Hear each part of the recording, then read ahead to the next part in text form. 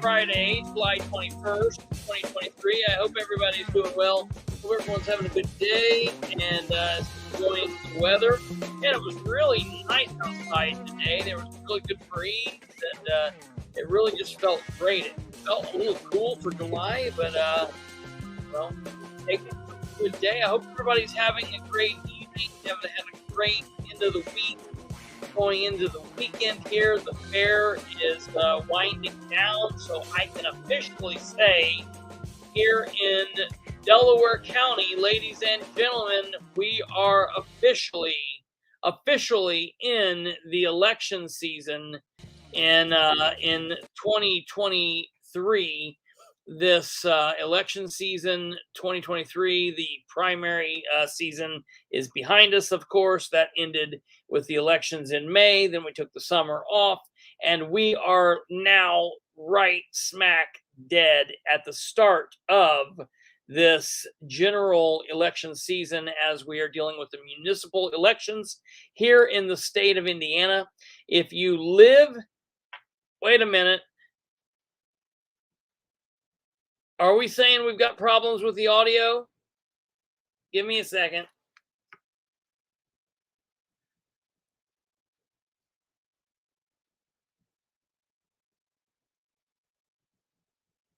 Are we still having problems with audio?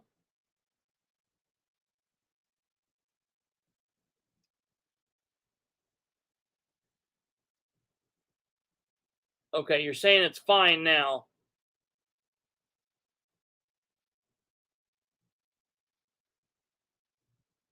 It's still like that? It should not be that way. It was when the music was playing. Sorry about that.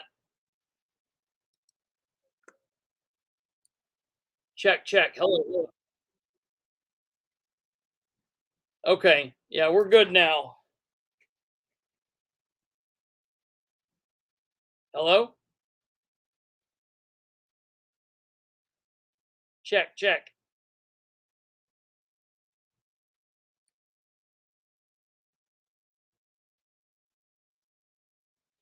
All right, yep, we're good. I apologize, ladies and gentlemen. We are it's fine when I don't speak. We are without we're without a producer this evening, so I apologize for that. That's the problem. That's the problem that we're facing there. I apologize. And so we weren't able to test any of this out beforehand. Sounded like I was talking into a can for a minute, but we can hear you now. Okay, well, let's get to it then. Yeah, that's exactly what we're going to be talking about tonight. Amazingly, we have reached 911. How can I direct your call? All right, so ladies and gentlemen, the rules for this episode tonight is we're going to be kind of relaxed and have a little bit of just relaxed time. I'm very disappointed about how last night's episode went. We'd planned everything out. We decided what we were going to do. We decided we would run it. I didn't even begin to think about the Boss Hogs of Liberty having problems with the sound. Yeah, the rules. One rule only, and that's to have fun and not care and relax, everybody. So here's the deal. The show last night, we had a good time, and I enjoyed talking to all of you. I know the other two really enjoyed it, but I was really bummed out because we had planned to be able to hear what the sheriff was saying. We were going to listen to what he was saying. We were going to be able to pause it, talk about it, go from there. And that was, I'm glad you addressed the issue and didn't tell us to tune in tomorrow for the audio. Yeah, right. Hey, sorry, my audio's sucking. Just tune in tomorrow. Everybody screw off for tonight and don't, we'll just do what we want to do, and you guys tune in tomorrow for the audio. Yeah, that's not how you do that. You adapt and overcome. You fix crap on the fly, and you figure it out. I'm gonna have to do something. I don't like the thing that kills me is I have literally been broadcasting for 7 years now, and uh, I have never, ever, ever had audio problems. Literally until about 3 months ago when I first had that first issue, and it's been okay, but every now and then I still have that, and it always freaks me out. So, you guys just let me know if we have problems. You're the ones to tell me over there, and we'll go from there. So we are without a producer tonight, so I will try to get your comments posted up on the board as I see them. But sometimes I get to talking, I don't think about it, so that might be delayed. We'll see what happens. So, okay, here's the thing. Last night we were supposed to listen to the Boss Hogs of Liberty talk to Sheriff John Sproles, and we weren't able to do that because of sound. I'm not sure how many people went back and listened to that audio. As they said, go back later and listen to that. I'm not sure how many people did that. I, however, did that today. I went back and I listened to the cleaned up audio, and good God, I knew as soon as I heard it, well, I'll be going live tonight. And I want to say a couple things before we get into this. The city of Muncie is obviously where I live, and I know that I have a lot of people here in Muncie that are like, get back to talking about Muncie. We want to know what's going on. Talk about Muncie. And I've got to be honest. I mean, I kind of just talk about what's happening. You know, the squeaky wheel gets the oil, gets the grease, as they say, and you know, just as it comes, that's what goes on. And not a lot has been happening in Muncie. Now, that being said, um, there are things that have been going on in Muncie. There was the Dream with Dan that occurred on Thursday. There was the Muncie Redevelopment Commission, and I have just finished. I started to listen to the Muncie Redevelopment Commission, but I clicked on the Dream with Dan instead. And so I watched.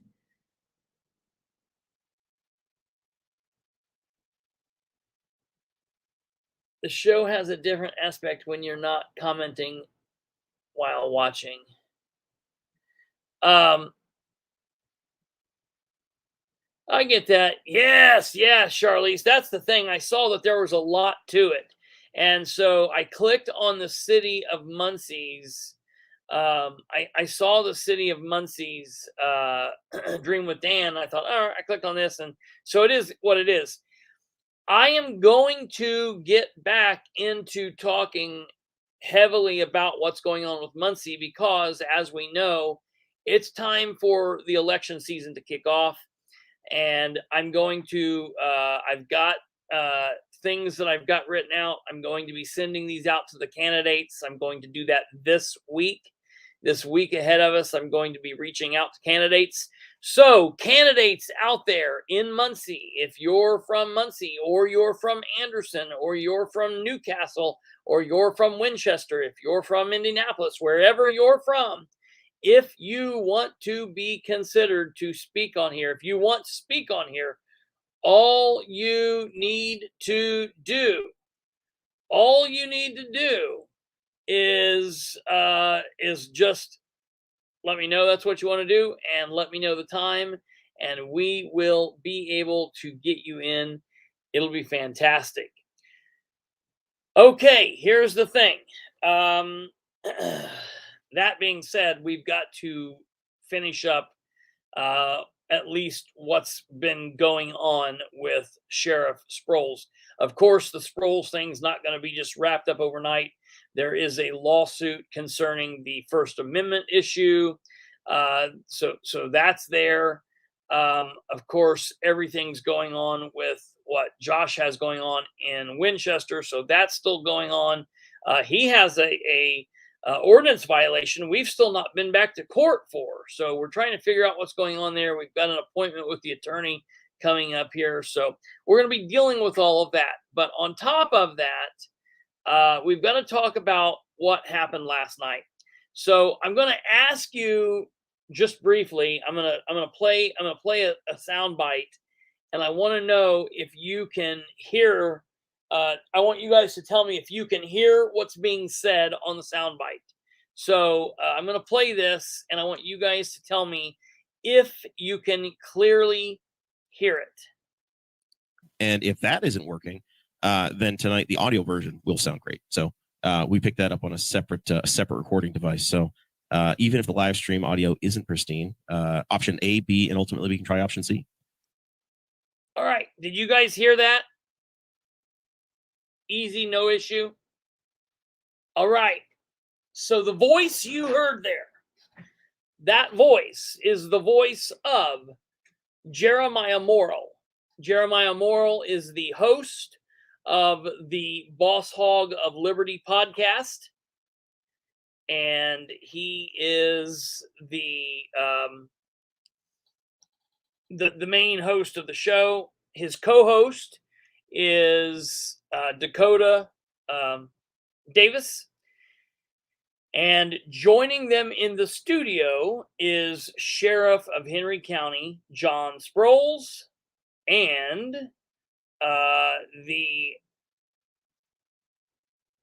their captain, Detective Mike Pierce. So they're going to be there. They're going to be talking, and we're going to listen to what's going on with this, because I feel like this is what I really, really wanted people to hear last night.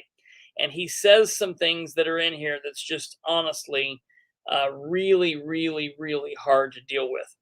I want to let you guys know this while we're going to be doing this.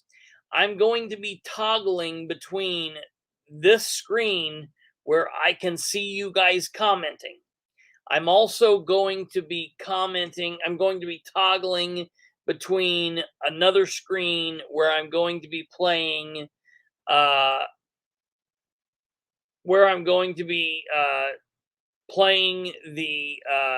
audio from. When I'm on the other screen, I will not be able to see you guys' comments. And I am flying blind tonight without a producer, so there will be nobody seeing you guys. So you can comment amongst yourselves. When I come back to this page periodically to check, I will see what I can do about going back and reading comments and getting to you. So we're going to kick this off and get going here first. We're going to kick this off and hear what they say. They're going to start talking about the PSAP tax. Jack, we're going to do that right now. Stand by. I'm going to see how long it'll take us. Give me just 1 second. I'm going to see if that's something I can get going on over here. I had it going last night, and then I didn't even screw with it tonight, so we'll see. Oh, I know how I can do it. That'll be very easy. Look at that. Look at that. No, I know it's a face for radio, but it's not the problem that you can't see me. It's the problem I can't see you. Unfortunately, you're stuck with seeing me. It's just I can't see you. But that said, I now have that taken care of, and I can now see your comments. So you won't be able to screw with me. While I'm commenting, if I comment in writing, I will be commenting as Kristopher H. Bilbrey, political commentator, because I'll be doing it from over here. All right, hey, let's get into this and hear what these questions are talking about. What they're first going to be talking about is the PSAP tax, the public safety answering service tax. This deals with 911 deals with Spillman, it deals with automated dispatching and the like. Here we go. Yep. All right, very good. So this is the week that Dakota and I had been kicking around the idea of having a conversation about this 911 tax that the community is potentially adding, or as it's now referred to as the PSAP tax, which is the public safety something answering point tax. I know I have like 3 or 4 cell phones, and every one of my cell phones pays a 911 surcharge. And my understanding as a guy that doesn't understand the back end of how, when I call 911, the phone gets answered, I would have thought that all of these 911 charges that we're paying in for all of our devices would be more than enough to pay for our 911 services. Why is the... What's your question, Jeff? Matt Pierce. I don't know what I said. Mike Pierce. It's Matt Pierce. Yeah. Matt Pierce. What's your question, Jeff?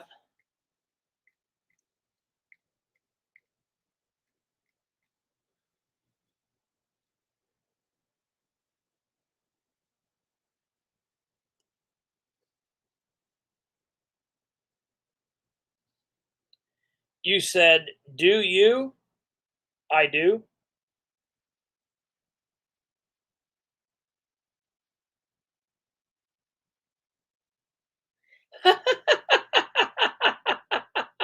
Yeah, I've got 5 people watching. On with the show. The city of Newcastle, the Henry County government, the 911 office coming in and saying, hey, we need to raise your income taxes to pay for 911. Or Sheriff Sproles, do you know how to answer that question in a way that I might understand? Basically, here's what they said is everybody either is going to have to buy 10 cell phones or we're going to have to pass this tax. Not everybody has 3 cell phones like you. Some people only have 1. And so it's either buy more cell phones or pass the tax. So why don't they just increase the rate, right? Like that's the part I don't understand is now you've got a bunch of locals that are having to, every county I assume is having to do the same thing. This isn't just a Henry County problem. Yeah, so I don't know anything on that end of it. But I do know this though. Dispatch 911, they need more employees, and I will say that is that's a difficult job, and I feel like they're understaffed. I know they feel like they're understaffed. So it's something that we've got to have. So how the tax, how they determine the 911 tax from the cell phones, I don't know that, but I know that the budget is just not there to support an adequate 911 service. Okay. So as folks want to gather more information on this issue, I guess the county council will be voting next week, I think on the 27th. And when there's a rate over a certain point, I think the county and the city and all of the different taxing entities have to get together and have a vote, an affirmative vote for it. I did reach out to Butch on this because I had the same question. Yep. Am I coming through? Yep, you're good. He said that roughly that cell phone tax, the surcharge, I don't know how it breaks down, but once it goes to state and comes back to the county, it's roughly $39,000 a month, which sounds great. But when you add that over 12, that doesn't even cover the cost of personnel to staff. So I don't know. I'm assuming the state gets some sort of cut of this before it comes back to us. It's absolutely ridiculous. That's why PSAP. So what's happening here, folks, is they're talking about this tax, and so everyone knows, the Henry County government will be voting on this on Thursday. There is a Henry County Council meeting that starts at 4:30 on Thursday. Now, the meeting starts at 4:30 will be handling regular county council business. That meeting will go from 4:30 to 5:30, and it should be cutting out about then. Then at 6 o'clock, there will be an open public hearing where the county council members will open this, and they will allow citizens to come up and tell them how they feel about this or about other issues. Now, the meeting will be about the PSAP tax, but you can get there and let them know, your thoughts on the PSAP tax. Let them know your thoughts on what's been going on here lately, and express your concern, your happiness, your agreement. You can express whatever you want to. You can definitely redress your government, because that's the absolute point of what's going to be happening. And so that will be this Thursday. This coming Thursday. This coming Thursday. Here we go. Wasn't pushed out, was to help. To fill the gaps for the counties. Correct. Otherwise, it was going to kind of like they did with lit and the jail tax. The state has pulled back their tax funding or keeping more of it, whatever that case is, and leaving. Sorry, I'm just going to move your mic this way a little bit. And leaving the counties in a really bad spot if we want to continue providing service.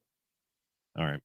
I understand it. I just don't buy it. It's to me, it seems like the state. Not that I don't buy it from you, Matt. It's that to me, it feels like the state has once again changed the rules on communities, and then you're having locals have to make up the difference. And I don't know what the number is that say everybody that lives in Henry County that total is monthly on your surcharge, but according to what I was given, we're receiving 39,000 back because like with most cases, the state collects it all and then disperses it back to the counties, and that in itself wasn't going to cover just staffing. Yeah, and if we continue. The Courier Times article that I read said that they had to pass it by October if they want to continue the service, or it would be they wouldn't have enough funding by 2026. I think it was like a 3-year time period that they had, like that they were good for 3 years, and then after that it would be insolvent, something like that. Right now, if they pass the tax, it'll be enacted. I don't think it would actually take effect until January 1, but the county would not receive or be able to access that fund until January of like 2025. 2025. So for the rest of this year into next year, it would still have to be funded the way it is and still in a pretty tight budget. And then that would allow them to then continue on after 2025 without such a crunch. So I'm assuming that if it didn't pass, if the county council decided, no, we're not going to do this, would it go back to like you have to call? If I had an emergency and I called 911, would it not go anywhere? Would I need to call the sheriff's office directly? No, so there's places, obviously there's systems in place for that. I think the problem would be there may be no funding left to keep updated with equipment as technology progresses. Like, we now take text 911 right, and things like that. There would be no money to then continue to progress the technology part because we're scratching by right now to even fund the people to be in there. And as the sheriff said earlier, they run a lot of times with 2 dispatchers. And they could be overwhelmed. Yeah, it seems like it'd be easy to be overwhelmed with 2. So a third and potentially maybe a fourth is what's needed to provide. To reach everybody at some point. Gotcha. We're going to have to deal with All right. So we're going to stay tuned on that issue and see where things land. I just wish, if they're charging you 10 cents a line or 20 cents a line, whatever, increase it to 30 cents, whatever that number is. But it's a slippery slope. Whenever we increase income taxes, you end up taking less money home each check. And then you've created a new line item so that 5 years down the road, 10 years down the road, you get new people involved, and they just the rates change. You never claw them back. One thing that I would compare it to that's possibly like, like when we write a speeding ticket or something, it's like $185, and people think, oh, you guys are making. I think that we get $3 out of that, and so the state is obviously probably siphoning money off the top of it, and so I don't know, maybe they're taking more than they used to. It's been a recurring theme on the show where the state likes to tie the hands of localities and then say, well, there's this option to raise taxes on your citizens if you want. Police departments that are surprisingly larger than what we would have expected, or at least what I would have expected as you started to lay this out. One town in the county has 120 people, Greensboro, and serves the people of the county. You've got the state police, a sheriff revolving around the response to when you call 911. And it's determined that you don't have an actual emergency. We have a number of different law enforcement agencies that serve the people of the county. You've got the state police, a sheriff's department. You've got some town and city police departments, and there are town marshal services. And there are some towns that have police departments that are surprisingly larger than what we would have expected, or at least what I would have expected as you started to lay this out. One town in the county has 100. And I want to say, for the record, ladies and gentlemen, the guy that's speaking right now, the host of the show, was recently, within the last 7 months, appointed by this sheriff to be a merit commission member on the merit board. So that's important because he is more or less beholden to the sheriff. So we have to keep that point in check. 20 people, Greensboro, and it has more than 20 officers that are shown. You had a group get together. I believe you invited all of the town marshals and the town boards, and essentially it was, hey, we are no longer going. You have your own police department. We are not going to respond to emergency calls in your communities. How is that going? Well, the response, I feel like it was shocking. I was shocked at the I was kickback shocked. we got. So I want to kind of start from the beginning of where this decision came from. First of all, being the new sheriff, the first thing that I have done along with our captains and chief deputy is start to look at our process and procedures and who's in charge of what, who takes care of this and who takes care of that. And so I have been trying to just draw some clean lines so everybody knows their roles. And I campaigned very openly on this issue of badges floating around there with full police powers. We had the same issue in our department with special deputies. No. He campaigned on special deputy badges and badges within the Henry County Sheriff's Department. As far as badges from Newcastle or badges from Middletown or badges from Moreland or badges from Mount Summit or Caddis or Greensboro or Strawn or wherever else the hell they have badges from, he has no say in any of that. The only thing that this gentleman has control over is the badges in his department, on the sheriff's department. So when he campaigned on pulling back these special deputy badges, that's what he was talking about, the special deputy badges, not the marshals or reserve marshals or part-time or full-time marshals on these other small town departments. He's trying to rewrite history. It's the same idea. Special deputies can have full police powers. And we had people with special deputy privileges to the tune of probably north of 70 people. That number just continued to grow as I started working through recalling these special deputy powers. And so it's something that I had talked about in my campaign. So why would somebody have been a special deputy? I don't know. So I think I do know. Again, I gave examples here on this show of just there were people that had special deputy powers working full-time security jobs. They had to be police officers with arrest powers to have those jobs. And so I just had determined we are going to eliminate that. There are some special deputy powers that have to be. Our jail staff people are special deputies. Courthouse security officers are special deputies. So I cleaned out all of the special deputy badges and special deputy powers that were not serving Henry County. And so we created basically a list of what what constitutes you being able to get special deputy powers. It's a very short list, and I have heard keyboard warriors talk about how I gave all my friends special deputy badges. I have no friend with a special deputy badge or special deputy police powers. Let me clarify that. Our courthouse security guys are my friends, but outside of courthouse security, we have two SROs in the county. Both of them are retired officers. They have special deputy powers because they need special deputy powers. They are protecting our county kids.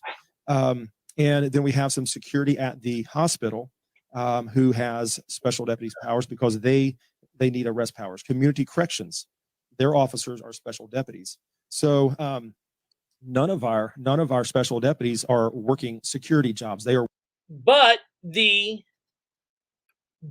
community corrections officers, I have heard, he did away with their powers to be able to protect themselves. He took their special deputy badges, their police powers away from them in the community field.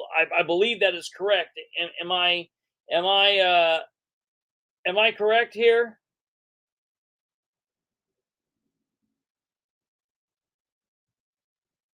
Am I correct in saying that? I think I've got a couple people that, okay, yeah, he took that power away from those people. 'Cause I couldn't imagine being a community corrections officer walking into someone's house without a gun. If you're you're going to be doing that role, look like for the people who hate the cops and whatnot. Great, I get it. If that's your stick, your shtick. But for the people who's like, okay, with everybody's got a job to do, and there's people out there that are community corrections officers. At the end of the day, I wouldn't do that job without a gun. That's just me talking. Working here for the county, taking care of our county residents. And so just to completely clear the air about me giving friends special deputy badges, it's not the case. My brother is not a special deputy. My family members are not special deputies. And I have had, believe me, I have had people call. I had a very good friend of mine call and said, hey, he said, I've heard a lot of guys do security work, make good money. And had somebody tell me the other day, if you have a friend in law enforcement that can get you a badge, you could do it. And he said, are you able to do that? This is a dear friend of mine. I said, absolutely not. Yeah, I'm able to, but you're not going to do it. I said, I have preached against that from day one. So I want to make very, very clear that we started cleaning house in our own house first. And that I took. That's the only house you can clean, sir. That's the only house you can clean. An enormous amount of heat over this. Go ahead. You're, like you said, you did bring this up, and when you were campaigning, we had you on for prior to the primary election and the general election both, and I know you brought it up both times. And your main concern was folks who had a Henry County badge and they were working out of town, and your the ability of the sheriff's department to oversee those sometimes was lacking. And you're like, I don't want someone with a Henry County badge doing something irresponsible whenever they're working and it coming back and looking bad on us. It's not lacking. It's just flat impossible to oversee that. I talked to an officer who's been a special deputy for many, many years, just about, I don't know, 4 or 5 days ago. And I asked him if I could use this illustration. I won't give his name, but he's been a special deputy for 20 plus years. And I asked him, I said, when's the last time you qualified with a handgun? He said, I think You're okay, Alva. We're all late sometimes. 2004. So yeah, liability. There is no way to police your police officers, because I'll tell you this. I said this during the campaign. Early on in my campaign, I asked for a list of our special deputies. We did not have a list, and I was told, well, I guess we can make one up for you. I said, well, at that point, I don't need you to try to make one up. However, when it got near January 1st, I did request I need a list. So I got a list that had an enormous amount of names on it, an enormous amount of names. And at a quick glance, when I first read that list, I knew of many people that I know had special deputy badges that were not even on that list. So, like I said, I took a lot of pressure over it. The reason that I recalled those special deputy powers is because of liability. Absolutely. Our county is going to get sued when somebody working security in Indianapolis gets tangled up with somebody. What kinds of places are folks working security? Who are they working in? Warehouses? All right, folks. Remember last night when I played that section from the last time he was on the Boss Hog Liberty show, and he said that this was all basically because he wanted, the market was flooded with other officers from other agencies, and he wanted to be able to give these high-paying part-time jobs, these security gigs to his officers. Remember when he said that quiet part out loud? Well, he's getting ready to drop some more honesty here on us. And let me know what you think of this. Working like in retail, football games. Where are people getting used? Everything you've named, and Captain Matt, you can speak to that. Give him some ideas of security in the Indianapolis area. You want to know what else is a liability? You want to know what else is a liability to a county? He's worried about the liability to Henry County Sheriff's Department, to Henry County law enforcement, and to Henry County as a whole. Do you want to know what the biggest threat and liability is to all of those things? A sheriff with an ego the size of Sproles. That's the biggest threat that Henry County faces right now. Every sporting event you go to, obviously. I know there were some some thought that IMPD didn't work the sporting events, and I do believe it comes down more to some of the out of county people are willing to take less than IMPDs. IMPD commands like a $55 an hour rate, where I know a lot of people work for 40, 45. You had warehouses, front gates, checking people in and out, making sure employees were not leaving during work. Any construction site overnight, sitting out there, anywhere that. Good question, Diane. I mean, because in all fairness, that's where a lot of the security gigs are. But people in Muncie do those gigs. People in Marion do those gigs. You know, cops drive from everywhere to do gigs like that. It's good money. They're making damn good money doing it. You would think of their potential of being crime or the need. I mean, there's some So sort of if police somebody officer wants somewhere. to hire additional security, they want somebody that has Correct. You know, Broad Ripple's become quite the hot little spot. So I mean, Jimmy John's has a police officer standing in there. Brothers, every restaurant down through there has a police officer Friday and Saturday night. So anywhere you could think of, there's the potential for police work, and it has become lucrative. That's the thing. You know, when I started 23 years ago in law enforcement, I thought I was making good money at $20 an hour working the Colts game, and now this is, we don't work for anything, you know, usually less than 50, and it goes up from there. Listen. All right. And so the skeptic says, okay, so Mr. Sheriff, you're saying that you don't want these people to be able to do this independently. You want your officers to be the only ones that are allowed to go do this. Well, that's part of that. That's not the biggest issue. That's part of it. That's not the biggest issue. So listen to what he just said there, folks. That's part of it, but that's not the biggest issue. Listen. You don't want these people to be able to do this independently. You want your officers to be the only ones that are allowed to go do this. Well, that's part of that. That's not the biggest issue. My biggest issue is that we have. You want your officers to be the only ones that are allowed to go do this. Well, that's part of that. That's not the biggest issue. My biggest issue is that independently, you want your officers to be the only ones that are allowed to go do this. Well, that's part of that. That's not the biggest issue. My biggest. Why did Jeremiah not push him right there? Jeremiah, why did you not push Sproles right there? What do you mean that's part of it? That's part of it? This issue is that we have basically what we have with giving out badges and police powers. We've got full-time security workers, and one item we didn't mention that's maybe even one of the bigger ones. Well, what do you mean? What do you mean there, buddy? Jack Bilbrey, once sworn as a cop, do other states honor others? What do you mean? Like, you mean do they honor, like, if I'm driving through and I'm a police officer and I'm speeding, do other states give me a break?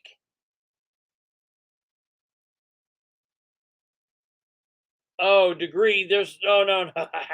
It's not like that, bro. No. So here's the thing.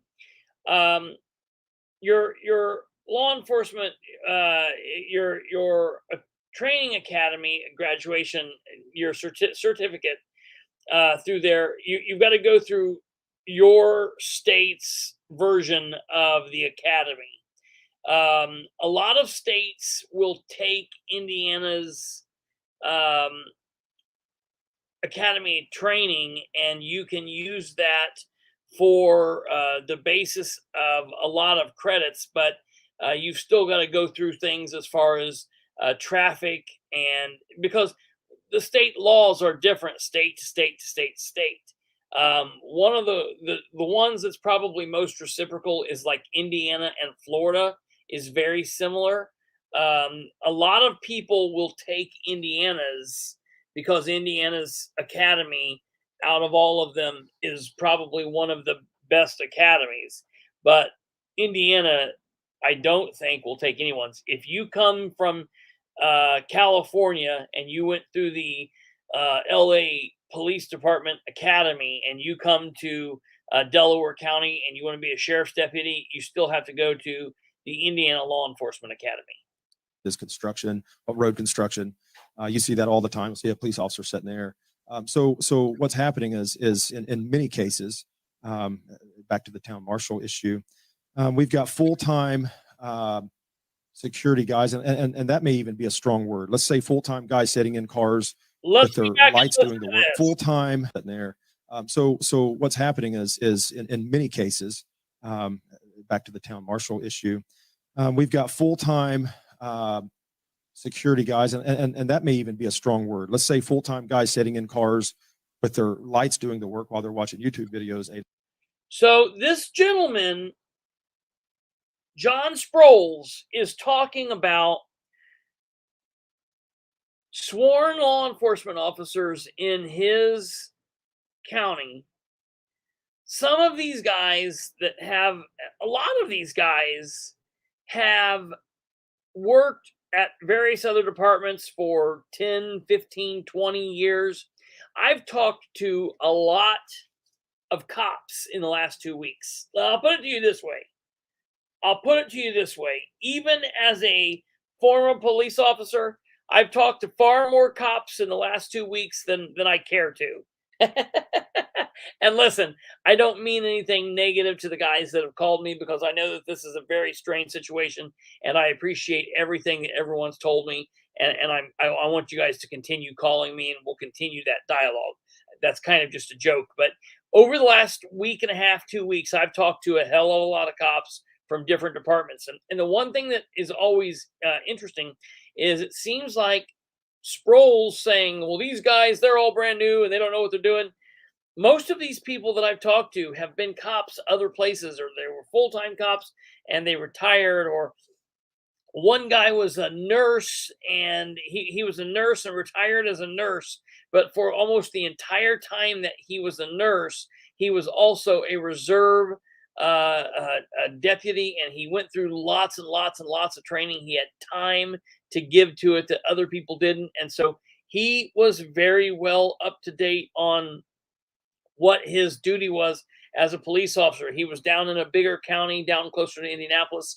And then eventually, when COVID hit, he retired from nursing. He got out of the law enforcement. And then once COVID kind of dissipated, he kind of thought, yeah, I'm ready to get back into it. And he came to a community, a small town here in Henry County. The bottom line is, I've talked to a lot of guys that have training and experience. Sproles is calling these guys, first he says full-time security guards, so he's knocking them there. Then he's saying that's too strong of a word, or, we won't even call them that. And then he kicks them while they're down and says the only thing they're doing is sitting on the side of the road, running their lights and watching YouTube videos. Sproles is obsessed with this. The obsession is very, very strange what he has going on here. Hours at a pop. They're doing that full time, and then coming down and putting time guys sitting in cars with their lights doing the work while they're watching YouTube videos 8 hours at a pop. They're doing that full time, and then coming down and putting in 8 hours or 12 of work as a police officer. So that is a huge security issue. What you know really well is how to turn the lights on and click the triangle on the YouTube thing. Listen, and so you get very little police experience. So there's several things to that. You finally come down in a police setting. You drive an hour or so to your little town, and you're really excited to do something because you watch YouTube all week. Now listen, I don't want to be ugly. I'm not talking about here. I don't want to be setting. You drive an hour or so to your what you know really well is how to turn the lights on and click the triangle on the YouTube thing. And so what you know really well is how to turn your lights on and click the triangle on the YouTube thing. And then listen to what he says here. You get very little police experience. So there's several things to that. You finally come down in a police setting. You drive an hour or so to your little town. You finally come down in a police setting. You come down to your little town. And you're really excited to do something because you watch YouTube all week. And you're really excited to do something because you've watched YouTube all week. I don't want to be ugly. I'm not.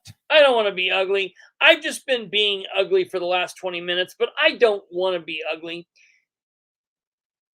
let me ask Sproles if he knows something about sitting around and getting jacked up and then running into battle because he's looking to do something.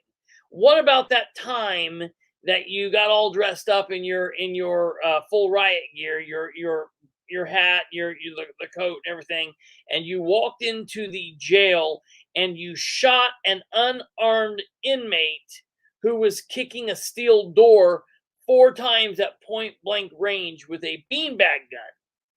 Is that the sheriff sitting around watching YouTube videos all day and then deciding he wants to get into something when it gets a little on in the evening?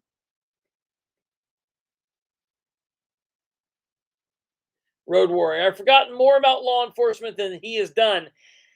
Absolutely. Again, remember, folks, this gentleman has only been a police officer for 4 years. He has 4 years experience in law enforcement. 4 years. That's it. I don't want to be sarcastic here. I want to cover facts, and so, you know, you're excited to get into stuff. So therefore, man, as soon as that person maybe rolled that stop sign, man, you're ready to get up there. And I bet they got dope in the car. You just running people through the mill, and so it's a difficult thing when we have full-time security people coming down just to do a few hours of police work. You cannot stay on top of the things that you need to stay on top of working 8 hours a month. So the requirements for a town to have a town marshal's office, what are the towns doing? The town board says, hey, I'm going to start a police department or a town marshal. They hire a marshal and say, here's a budget, go hire a police department. How does that actually work mechanically? Well, my knowledge on exactly how that works is going to be a little bit limited, but let me correct one thing there that said about a town wanting to start a police department. There are people out looking to start police departments and literally contacting small towns and requesting a meeting with their 3 or 4 board members and saying, hey, we can provide you we can provide a police department for this town. We would like to start a police department, and you can just pay us $1 a year, and we'll provide 24-hour coverage. And so it's like a sales pitch, essentially. It is a sales pitch, and I want to make this really, really clear to our people listening. That sounds goofy. It's happening. I have facts on people trying to start police departments. I've got body camera footage of people saying, well, I'm kind of a cop. We're trying to start a police department. And I also, this is one of the biggest concerns, and I want to be careful. No. I want to make sure we get that. I want to make sure we set that, that rumor aside real quickly. No, he was elected last year. He was elected in November. Okay. In November of 2022, there were 48,935 people that were citizens of Henry County. 48,935 people. Of those 48,935 people, 31,198 of them, 31,198 of them were registered voters. Of those 31,198, 9,582 voted for Sproles, and 3,814 voted for his opponent. So yeah, he did get a good bunch more than his opponent got. But the straight party Republicans voted 4,359. I mean, they gave him 4,359 votes, just didn't matter who he was. As long as he was a Republican, they were voting for him. But the big number that you need to understand is out of 48,935 citizens, 39,353 people in his county did not vote for him. 39,300 some people did not vote for him. That is a serious numbers to the face. So This dude literally runs around saying, I have a mandate. I have a mandate. I was given a mandate by the voters. To which I say, you were given a mandate that nobody gives a shit about you. 39,000 people said, I don't care either way. I'm not doing this today. That's a mandate. That is a mandate. Let's see. What are you saying here? How do you have body camera footage if you haven't yet issued body cams? Yeah, isn't that interesting? That's really strange. And as far as body cam footage, I am still, let me go up here and see if I got anything from the attorney today while we're paused here.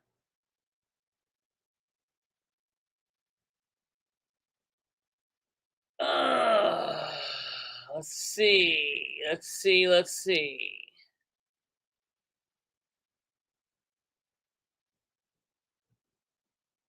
No.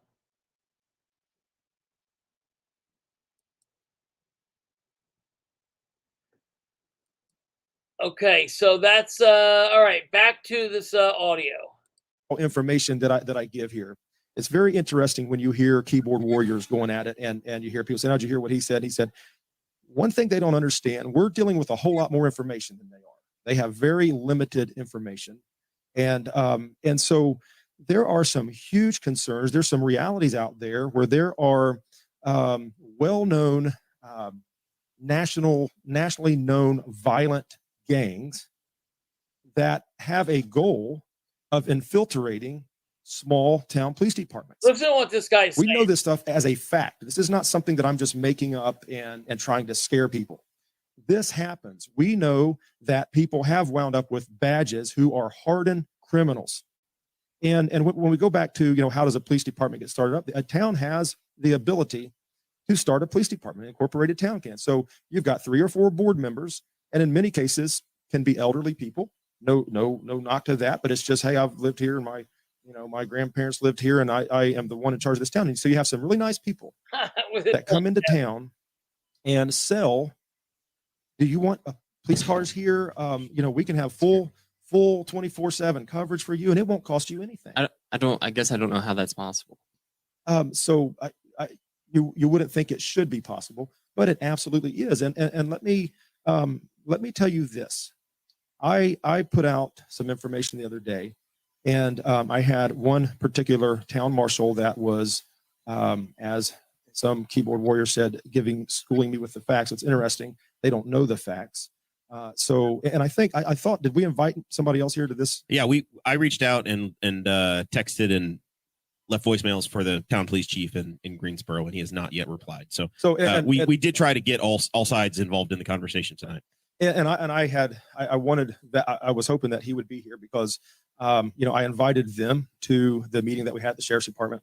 He didn't show up. Neither did any of the representatives from town. Okay. There he mentions this chief that he's talking about.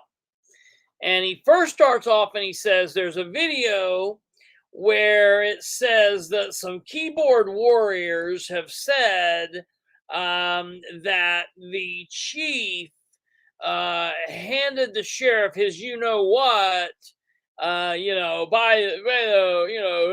he knows, but they don't know the facts. So you don't know the facts. And what it says, simply what the video says, the video that you stole, sheriff, you should probably know it. You stole it or attempted to until we slapped you down and took it away from you. The title was Police Chief Brings the Facts to Rebut Mistaken Rookie Sheriff. Now, the only thing I added was mistaken rookie sheriff. I took police chief. Well, obviously he's the police chief. I took the brings the facts to rebut from the statement. He said, I'm going to speak in facts. and I'm going to speak in facts, and I'm going to rebut the sheriff. So I said who it was, the police chief. I quoted him, brings the facts to rebut, and then I called Sproles the mistaken rookie sheriff. I call him mistaken because I believe he's mistaken. I call him a rookie sheriff because in all aspects he is. He's a first year, first term, 4-year only law enforcement officer as the sheriff, and that's nuts. He is a rookie, okay? And I did that. The other thing I want to say is, and I led some people maybe astray the other day when I did a video said, let's set the record straight. I was talking about Chris Pickens, the chief in Greensboro, and I said that he went down there and there were some people saying they wanted to, me to look into it because he had went to the academy 8 months after he went to Greensboro or whatever. And I said, that sounds a little odd to me. I probably would hire somebody with more experience. And the chief reached out and he wanted me to know, to clear the record, that this is not his first rodeo. He has been in law enforcement since 2001. Now, I don't have my socks and shoes off, so I'm not going to be doing all that figuring. But if my memory serves me, just even in the slightest, I believe 2023 minus 2021, we're talking about 20 some years there, folks. Well, what Chris Pickens, chief of Greensboro, has stated, and I want to get these facts. We're going to talk in facts. Facts are what truthfully happened. All right. I know that Sproles thinks that he's the only human being in the world that can say that he's going to talk in facts, and that people just must believe that and take what he is saying as the gospel. But that is not how that works. That is absolutely not how that works. It's completely nuts. So I want to explain this to you here. Clear up some misunderstandings. Chief Pickens went to the Marion County Sheriff's Department Academy and graduated in 2001. He was appointed as chief of Greensboro. When he was appointed as chief of Greensboro, he believed that there may not be any additional training that he would need to do. Chief Pickens attempted to get a waiver from ILEA, which they used to give these waivers to allow him to continue without that additional training. However, because of a specific lawsuit, ILEA was not granting waivers or recognizing the previous academy training. Chief Pickens said, therefore, in order to just do the right thing and to do right by the town, he went to the academy, ... again. Now, I know people who have done that. So that should show the level of commitment, professionalism to the community. And I just, for the record, want to clear up that there was, in fact, a lawsuit. Marion County Sheriff sues State Law Enforcement Board over training, recognizing MCSO Training Academy. The Marion County Sheriff's Office is suing the Indiana Law Enforcement Training Board for allegedly denying requests for further training for MCSO deputies. I don't think we can have too many well-trained police officers, said Sheriff Kerry Forstall. The lawsuit was filed Tuesday morning in the Marion Superior Court. Forstall said he has exhausted all efforts to have his deputies trained through the Indiana Law Enforcement Academy prior to pursuing the litigation. Forstall said the efforts to push the change began when he petitioned the ILETB during a public meeting in February of 2022, continued as he sent a 4-page letter to the ILETB chair in June of 2021 and attended a meeting arranged by the executive director in August of 2021. After that, Forrestal said the Marion County Sheriff's Office learned it would have several minutes to re-present their case in the October meeting of the board. According to the MCSO, 2 proposals set forth by the sheriff were shot down, and the motion was reportedly kicked down the road for a possible review at an unknown date. So a lawsuit was put in place, and because of the lawsuit that was put in place, they were not giving out any waivers. So because of this, the chief just decided to go again. That, however, did not mean that he does not have experience in law enforcement and that he does not have the last 20 years of service. 20 years. All right, let's go on back. But one thing that I pointed out, and I really want people to understand the seriousness of this. There was a comment that he made. I had made a comment about there's a real easy way to test to see how much they actually care about your town. The town board has the authority to limit their police powers. They can limit their police powers to on duty in their town only. They have the authority to do that. So I made the suggestion that if you want to know how much they care, just limit their police powers to on duty in their town only, and then you'll know whether you're running a badge factory operation. So the reply that he had, the Greensboro town marshal had, and I want to say, it's amazing that we have a sheriff who has been a sheriff's deputy for 4 years, who's getting paid roughly $120,000. He's getting paid roughly $120,000 a year to be sheriff of Henry County. And he wants to bitch about other men putting food on their table and paying for their families and buying their kids' school books and their clothes with money that they're busting their ass to make because they're out working several jobs as security, as police officers with their badge, and then they also come and they volunteer in their town. And he is daring to bust their balls and call them out because they're trying to make money for their families and they're trying to put food on the table for their people. Yet he sleeps comfortably at night because he's making $121,000 a year. He's making $121,000 a year as sheriff. So he's not having any trouble sleeping whatsoever. He's not having any trouble putting food on the table.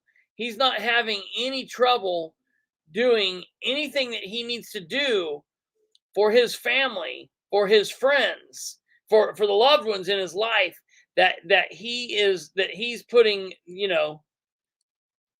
that he's doing things for. He has no problem doing any of that. No problem whatsoever. Keep in mind, when he was talking to Jackie Brown, the gentleman who the sheriff's department violated the rights of, in my opinion, and they just threw out all of the charges. He was found not guilty by a jury of his peers in all aspects of that case. He said they were trying to threaten him, Sproles, back when he was just a deputy. He said they were trying to threaten him with his job if he continued talking to Jackie. And he flippantly made the remark, they think they can threaten me over a job that's only $49,000 a year. They think they can threaten me over a piddly $49,000 a year. That's because he and his family have a construction company where they make buku amounts of money. He is just doing this for the extra big chunk of pot of money in his pocket. And so that his ego can feel like he's a big man for a couple of years. And then he's going to ride off into the sunset making some killer money and going back to his family business. If he wants to talk about seeing who's doing this for real and cutting these people's jobs off and not letting them do security out in the world because he's more concerned about the people in his department getting the security first, I say we put up another test on the table. Why don't we cut his salary in half? Why don't we cut it from 120,000, 115,000, whatever it is? Why don't we cut it down to 60,000 and see if Sproles still does the same job? Well, let's do that. I'm in favor of that. Let's hamper down the town marshals, but let's also cut Sproles' paycheck in half. Let me tell you how much I care about your town. I spent $10,231 of my own money last year on your town because I care about it so much, including buying the ice cream machine. So here's just a really crystal clear point that I want people to hear. These are facts. I'm not trying to be ugly. I'm not trying to be cutting. These are facts. Listen, I'm not trying to be ugly. I'm not trying. I put out a comment on Facebook about this, and I said, I'll personally spend $10,000 some on your town because I care about it so much. I'll drive an hour and pay for my fuel to get here. I'll buy my own police car. I'll come down here and work for free, and my assistant chief of police will drive. So a couple things. Back to these comments here real quick. I want to make sure that we're talking, that I'm trying to answer you here. I apologize. Like I said, it's just me in here tonight. So no, they cannot cut his, it's not the city council. It would be the county council. And no, it's set by state law. That's first and foremost. Okay. It's cut by state law.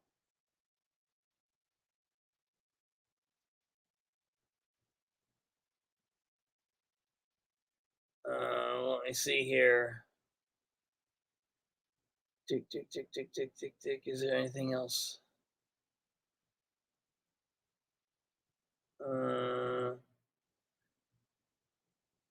Thanks. Oops.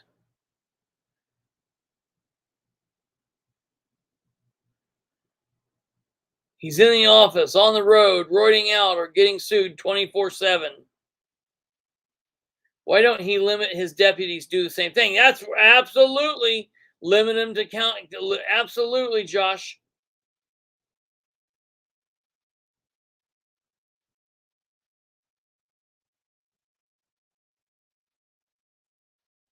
The 10 grand comment he's making fun of, he didn't actually say that. He's making fun of the chief, Chris Pickens. Thank the Sheriff's Association lobby for having no control over a sheriff's salary. Absolutely. That's exactly. That's what happens when we lose local control, folks. That's what happens when we lose local control. So I don't care what it is. I am never for giving up local control when it comes to city, county, towns versus the state. All right, let's back to this madness. An hour and 27 minutes, I believe, was the fastest map per Google. He'll buy his own police car. He'll buy his own gas, and he'll work for free here. And I've got 20 other people that will do the same thing because we care about your town. Now, here's an interesting thing. The state police, what have they done recently that everybody is well aware of? They have raised their starting salary to $70,000. Plus, they promise giving a brand new police car. Plus, they have amazing benefits. Why have they done that? It's because they can't hire people. Now, so they're trying to boost their hiring. But for some reason, some people's got to ask themselves this question. If the state police is having to pay $70,000 to get officers, why are people coming to Greensboro for free? I think that's a legitimate question. So a town like Greensboro, an officer, this model that's set up, they will supply their own car. So they're going to go out and buy some sort of a used police car of some sort. Correct. So a $5,000-$10,000 car. Right. What does it have to be a legal officer in Indiana? I guess in the town marshal system, how much training is required? What kind of uniforms are there? What's a car have to look like? What are the basic things that are having to be accomplished? So the best way I talked to a reporter from Channel 13. about it. And here's the best way that I can explain that. So the basic requirements for a reserve town marshal is you have to take a 40-hour pre-basic course. And after you take that, you have a badge and a gun. It is up to the department from there forward, other than they have to maintain 24 hours a year of continuing state mandated education. But I'll give you this example. If you wanted to be a police officer and you went to one of these small towns and you were friends with the marshal, say, hey, I want to be an officer. He'll probably tell you, hey, cool, you're a good guy. We've got to do the 40-hour pre-basic course. I've got some instructor friends that probably could get you through that in 25 hours. And if he trusts you, next week, a week after next, and I want all the listeners to think about this. I want all the listeners to put themselves in this position. Whatever your knowledge is of police work, after next week, you could be driving a police car, carrying a gun, getting on the radio, and being on duty. This is fear mongering. Captain Matt, am I? This is next week. You could also be looking at the moon could be falling down from the sky and landing on your head. Next week, Muncie, Indiana could be 4 feet underwater. A lot of things we can say could happen next week because it's all, I guess, possible. But is it probable and does it make sense is what you've got to be asking yourself.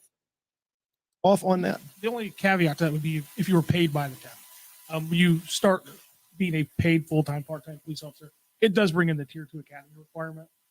And I apologize, ladies and gentlemen, for the hiss that you're getting ready to start hearing. This hiss is not on my end. The hiss is from the Boss Hogs. So it is what it is. Which I can't say exactly how many that is.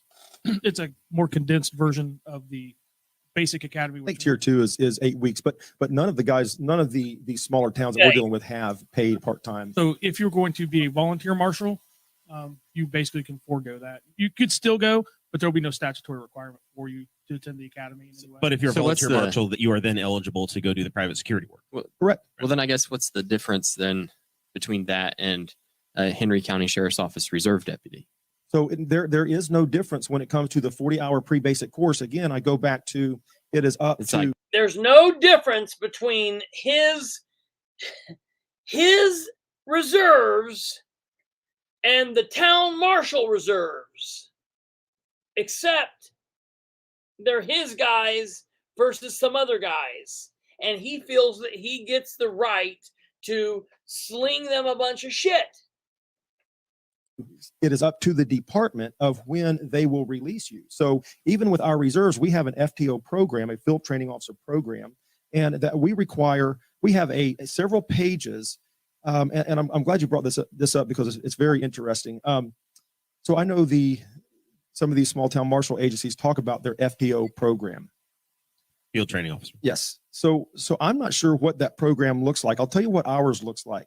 You have an entire list of multiple situations that you have to check off, you have to have done with a field training officer. You've had to have 1 or 2 DUIs that you did all the reporting on it. You've had to respond to X amount of domestic violence cases. You've had to respond to, you name it. You've had to be the reporting officer on a personal injury crash. You've got to cover all of these things that you can typically encounter as a police officer and check that off before you're able to go out on your own. So here's the situation.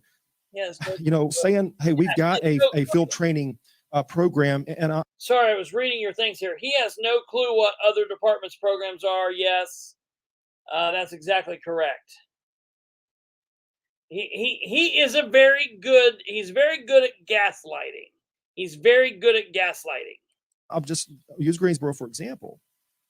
I could go back probably 20 years and pull everything that's happened in Greensboro for 20 years. I'm not sure that a police officer could check off the whole FTO list. So I don't know what they're requiring other than you've got to be sitting in a car X amount of time with another officer, because you're not going to encounter, you're probably not, I mean, you'll get a DUI every once in a while. You'll get a drunk person run a stop sign. But so All right. So say we've been using. He admits he doesn't know their training programs, but yet he still hates them.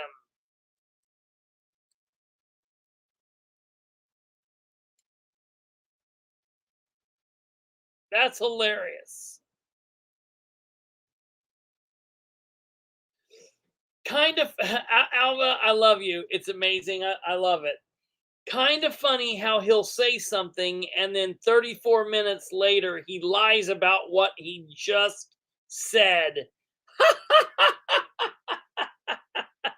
What a jack off, John. I'm telling you, absolutely. We might need to borrow the name. Sproles isn't a leader.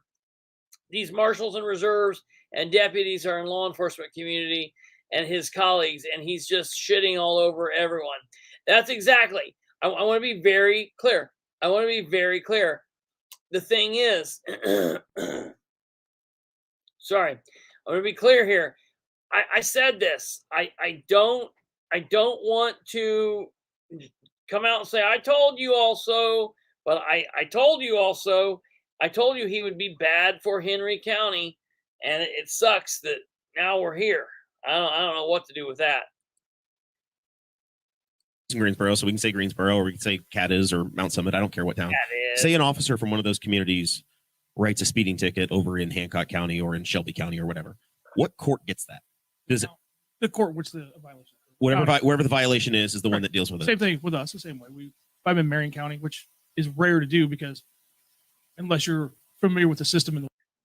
No one is writing a ticket in another county 3 counties away if they're doing security work.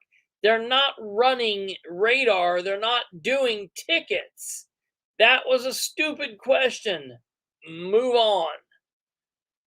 Way to submit tickets and do things like that. It makes, for example, strictly for the citizens of Henry County and the benefit of the sheriff's department. They can't work part-time. They can't go. You won't see our reserves. In the past, has it happened? Yes. But no, he is not. He is not well respected by other sheriffs.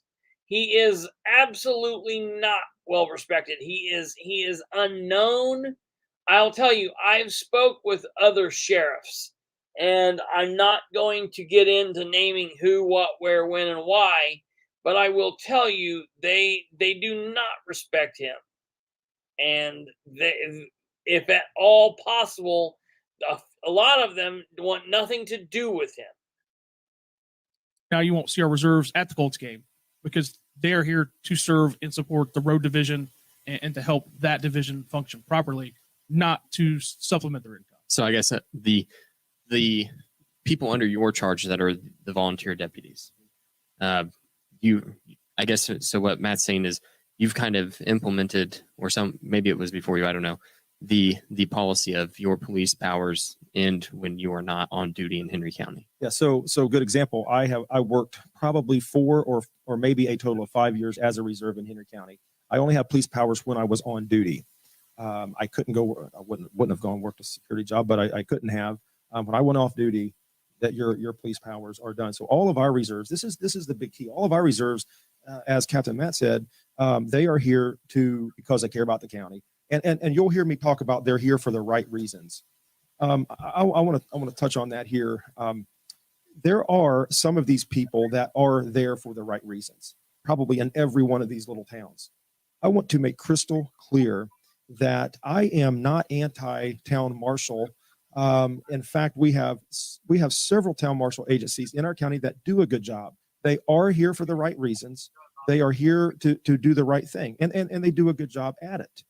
So I want to make that clear. In fact, something I thought we would talk about later on, but we are the Sheriff's Department and the State Police and the Newcastle Police Department. We are trying to pull together a system in which we can help these town marshals. We're putting the nuts and bolts together right now, and our goal is to have one person from each of those departments to reach out and meet the 2 or 3 seasoned town marshals that we've had here for many years, have a sit down with them and talk to them about, what are your needs? How can we help?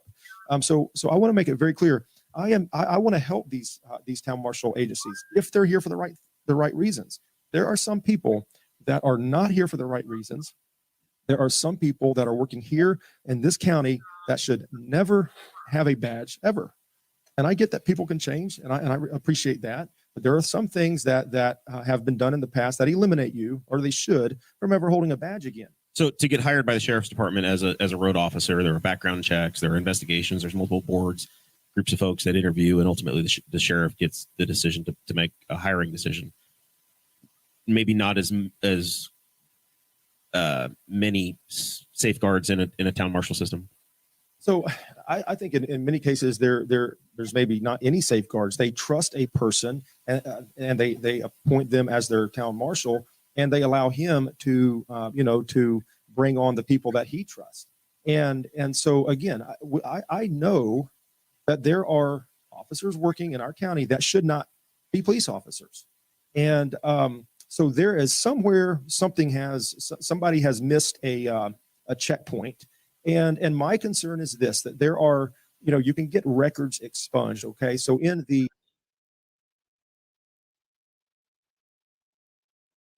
want to be very clear.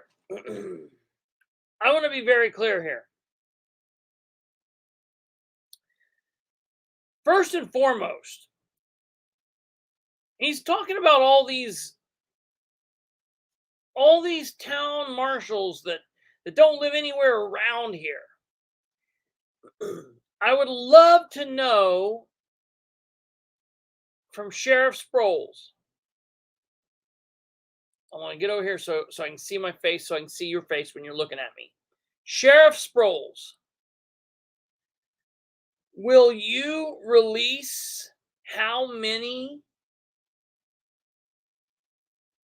of your reserves do not have a 765 area code? Will you let us know how many of your sheriffs live in Ohio? How many of your deputies live 45 minutes away? How many of your deputies live 55 minutes away? How many of your deputies live 65 minutes away?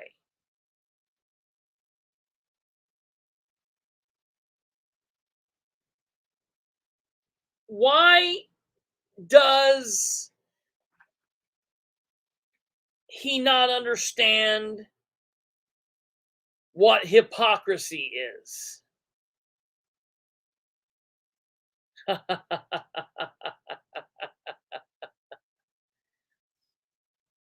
How many, Sheriff, of your reserves do not live in your county?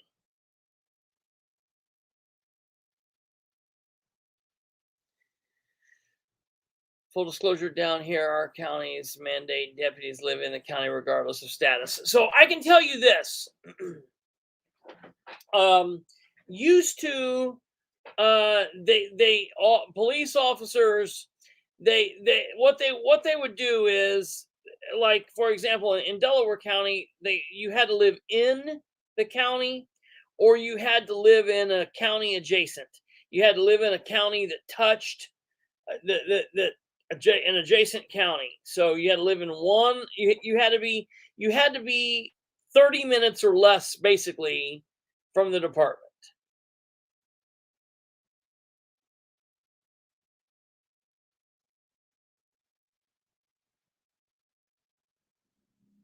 How many officers of color is he hiring? That's interesting. Are there officers of color? Well, I can tell you this. There are several officers of color on some of the small town departments, and he's trying to get rid of them.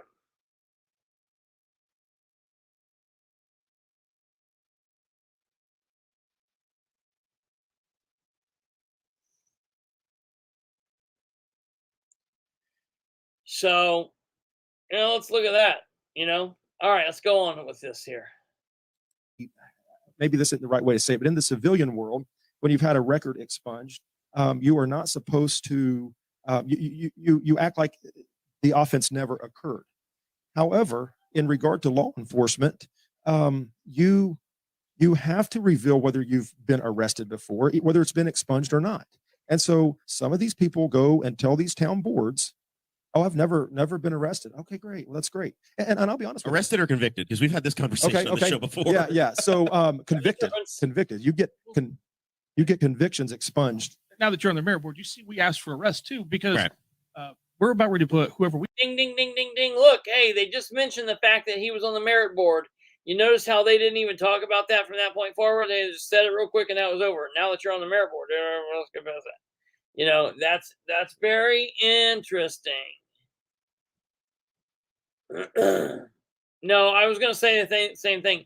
I do not believe that the Henry County Sheriff's Department has had an officer of color in its over 100-year history.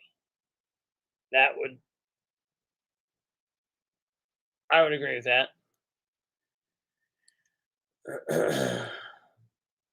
we hired a position to have access to a lot of sensitive information that, you know, obviously impeachable things we need to know about, so that way we can make a good decision. Because you've been arrested, does that mean you're not going to be hired to Henry County Sheriff's Department? Absolutely not. We've had people that have had public intoxication, minor consumption. They were in college. Doesn't make them a bad. Yes.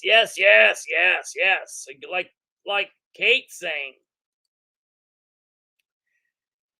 Some of these people who, where's your proof? Were you illegally running background checks on them? Yoko says, how does he know what they're telling the town boards?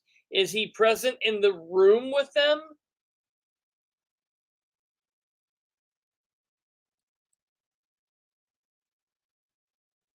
That's very, very interesting. Very, very interesting.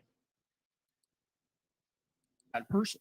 But if you've been arrested for something a little more serious, we should probably look into, was there any merit behind the arrest? Right. If you were arrested for a domestic battery, Perfect then example. we know have that a that lot. you probably have a problem with anger and aggression, and If you were arrested, don't need to be having a badge. Or it could have been a report that should have never been filed because, you know, you were in a nasty custody dispute and it turns out it wasn't legit. if you're arrested for domestic battery and you're convicted, you can't have possession of a handgun. So Legitimate. So we look at it both ways. And that's the process that Jeremiah's talking about. Yes, this is before you're with ever hired. the multiple different checks. And I will go back to Jeremiah with the pay thing in the dealing with out of county thing. Working in the positions for E&B paving, they require you to be an academy graduate. That's one of the things. And I know you know I work it because we've talked before. But in the 23 years I've been here, I started as reserve in 1999, the Sheriff's Department, hired at Newcastle PD. We had very few marshal's offices, and you those have lived here. But as the off-duty pay has become lucrative, now across next year, the donut counties and pushing out into surrounding counties, and I think the sheriff can attest to this after talking to some of the other sheriffs, when you can make a full-time living as a police officer, have never gone to the academy, solely by being hired and worked. I've got to let you know, there's a person that I believe is watching who's also texting me. I've got 4% battery and I don't have I might here in a moment, I might put the screen up while they're talking and I might run and get my charger. But just keep texting me. And if I don't respond, I will get back to you as soon as I get my phone up. At one of these agencies. You're essentially an independent contractor officer. Yes, you're going to use that car and your uniform and your position within that town to work all across the state and, you know, make far more, if anybody in the council's listening, than we can hire you at, which is pretty tough. But it also attracts some people that probably shouldn't be in those positions, because we're talking, you can make $100,000 if you want to get out and hustle and work being a police officer, but never. Diane, that's exactly true. Sproles fairy tales. Let's listen to this. People that probably shouldn't be in those positions, because we're talking, you can make $100,000 if you want to get out and hustle and work being a police officer, but never working in your town. And by never, I mean putting in your 24 hours. Doing the bare minimum, whatever that is. So help me understand the marking side. Like, these cars, do they have to say police at all, or they just have a police license plate? What is what are the requirements? There really are none that I am aware of. There's no requirements at all. They put red and blue lights in. They don't have to have a police plate on them. I mean, some of our unmarked cars, they have regular plates. Most of the time they're Listen to fake this. plates. They're legitimate. They come back to a They're undercover. indirect. Yes, they're undercover. They come back to an interesting name. But so they don't have to even have police plates on. Red and blue lights. People understand red lights as Sproles talks too much. He talks too damn much. We got undercover plates, and they come back to an interesting name. Shut up. Shut up. That shit you're not supposed to be saying. we pull over. So, and I don't know what this thing. Yeah, I think our audio engineer is trying to help things out. So it's Well, let me tell you who Sproles is. Sproles is that dude who you've been working at a company, busting your ass for 20 years, and your boss comes in one day and tells you that out of the blue, some girl he used to date 20 years ago comes to him and says, "Hey, you knocked me up, and I've got a baby. I've got a son, and this is your son. And I want a paternity test." And they go in and they do it, and it's lo and behold, it's the son, and he's like a window licker, and she's like, "I'm gonna ruin you if you don't give him a job." And so this boss's son comes in, and he's just a complete cluster F, and he just screws everything up, and he's like pulling levers and hitting buttons, and you're like, God, just sit down, go to the broom closet and hide, get out of the way, shut up, go away. He is the just shut up, Sproles. Try not to do any more damage, man. And I will say this: when it comes to police cars, there are some statutes that govern. Like I'm a full-time police officer, but I can't throw police lights in my personal vehicle. All right, I think the process would be let's listen to this, because Sproles is real caught up over this, and this is Sproles' dumbass fault. Let's listen. obviously with us, the commissioners purchase the vehicles. They're owned by the county, maintained by the county. I think with the marshal's offices, most cases, like you said earlier, I don't think it has to be a $10,000 police car. I think if you have some money in your pocket, you can buy a brand new police car, and then you fill out a lease back to the town. The town pays you or pays a lease of $1 to then quote unquote lease that vehicle for that individual, and then that makes you eligible to go through the municipal section of Bureau of Motor Vehicles and request municipal plates, police plates. Obviously, you can't get sheriffs, the town police, or like. Good question. Good question, Road Warrior. Good question. State police plates, but that then would make you eligible to put a police plate on the car, which statutory then gives you the ability to put all your police equipment in it. So for the average person that gets pulled over by somebody that's in a car that's unmarked, is there a requirement for what a uniform has to look like for a town, or is it somebody wearing a polo shirt that has a badge on it? What I guess I'm starting to think about this as just as a person that's motoring around the community trying to figure out, how do I know this person's authentic? Yeah, so I don't have the exact statute in front of me uniform wise, but I believe it basically is a reasonable, prudent person would understand clearly looking at you that you are a police officer. Right? It's going. Good Lord, man. This guy is the sheriff of a county, and he doesn't know what the law says on what a uniform is and what is a person is supposed to be wearing to make an appropriate traffic stop. To be worded something to that effect. And so as the producer was talking before the show about having to have a uniform and a marked car, so you have to have one or the other. And I know there's a lot of talk out there about I pulled somebody over illegally. I had another marked. I know there's a lot of talk out there about me. I pulled somebody over illegally. I know that there's a lot of talk about me. That I pulled somebody over illegally. Well, let me explain this. You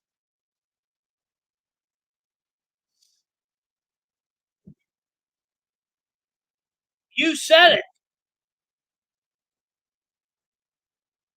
Listen. Listen.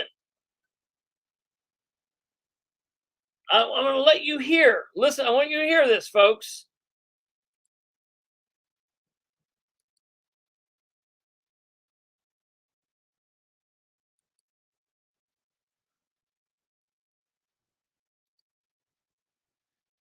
And then you've got badge factories. And guys, here's the bottom line. That's simply what some of these places are. They are badge factories. That's it. They're not from around here. Since Greensboro's not here, and I know it's on camera, but you know, I would rather them be here, but they can watch it on camera. 22 police officers in Greensboro, as I said. You know how many of them have a 765 area code? 0. Not about that for a second. This just ties into the concerns that I have. We'll talk about starting a police department. I was eating ice cream in the Ace Hardware parking lot the other day. I was eating ice cream in the Ace Hardware parking lot the other day. And just looking at State Road 3, I saw a black unmarked Charger. And I was just looking out at State Road 3, and I looked and saw a black unmarked Charger with spotlights on both sides. Spotlights on both sides, which, let's face it, there are cars out there that have spotlights that aren't cop cars, so that means nothing. So I thought, I'm going to go catch up with him and see who it is. So he saw spotlights on the car, and he's like, I'm going to go catch up to it and see who it is. I pull up to him. There's no plate on it at all. He pulled up to him, and there was no plate on the car at all. No plate, just no markings, no plate. No plate, no markings. No plate, no markings. And so I was off duty. And so I was off duty, which means he was in off-duty clothing, regular clothes. Not in uniform, so I called the city, had them start. I was not in uniform, and the car that he was in is an unmarked car. So let's be very clear here. He was in plain clothes, and he was in an unmarked car. And he says, so I called city. He called city, but listen. And when he said he's getting pretty close, there was a safe area for us, and I'm going to go ahead and line him up. So I walk up to him and I said, I called city, and they said they were getting pretty close, but we were in a safe area. So I went ahead and lit them up, and I walked up to him. Ding, ding, ding, ding, ding, ding, ding, ding, ding, ding, ding, ding, ding. Let's listen to this again. I want to listen to this again. Let's listen to this. Okay. A uniform and a marked car. So you have to have one or the other. And I know there's a lot of talk out there about I pulled somebody over illegally. I had another marked police officer coming. And quite frankly, see how he just skims over the law? See how he just skims over it? Period. Period. Point blank. End of conversation. End of conversation. Listen to me. He said what he did. He was off duty. He saw it was a car. He was being nosy. He decided he wanted to go up. He saw they didn't have a plate, and he pulled the car over. He called Newcastle. They were on their way, but he was in a safe area. The state law doesn't say if you're in a safe area, you can go ahead and do it.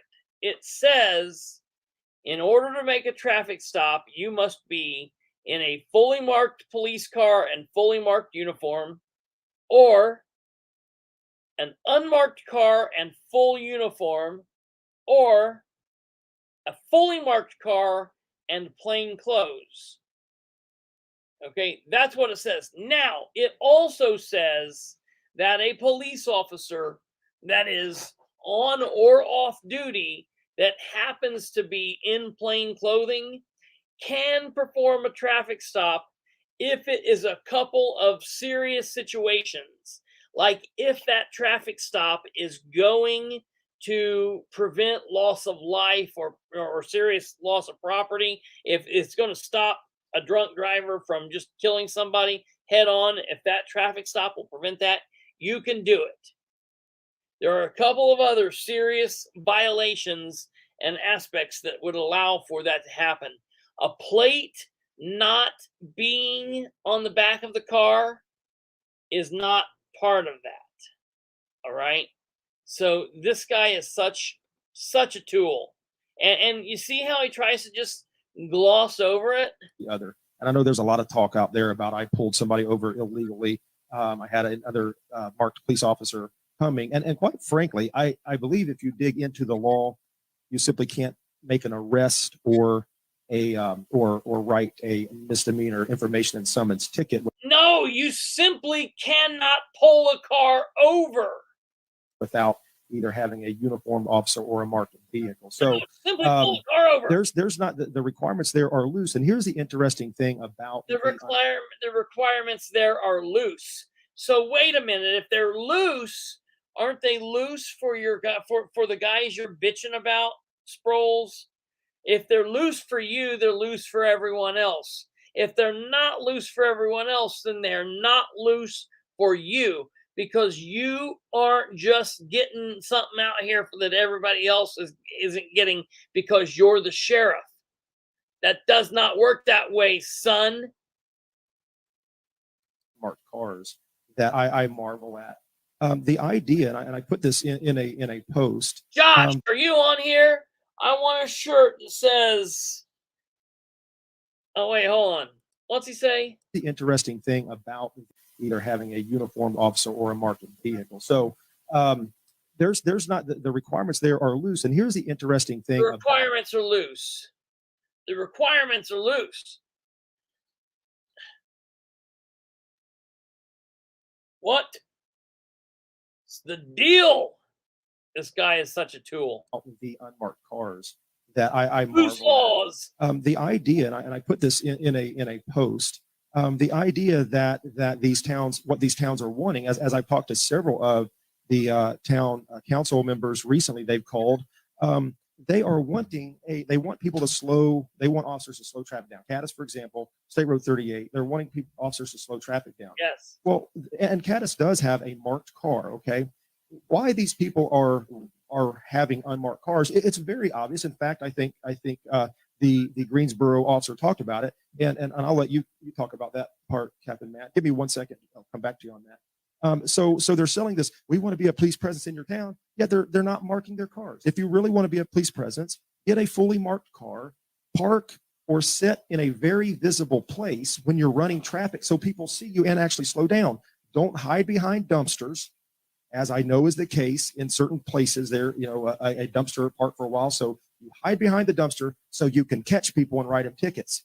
The idea, and I believe that the towns want, the way they've expressed to me, is they just want people to slow down when they come to their town. So why all the unmarked cars? Why the hiding and the hide and catch method? That's a conflicting story there. And Captain Matt, you can talk a bit about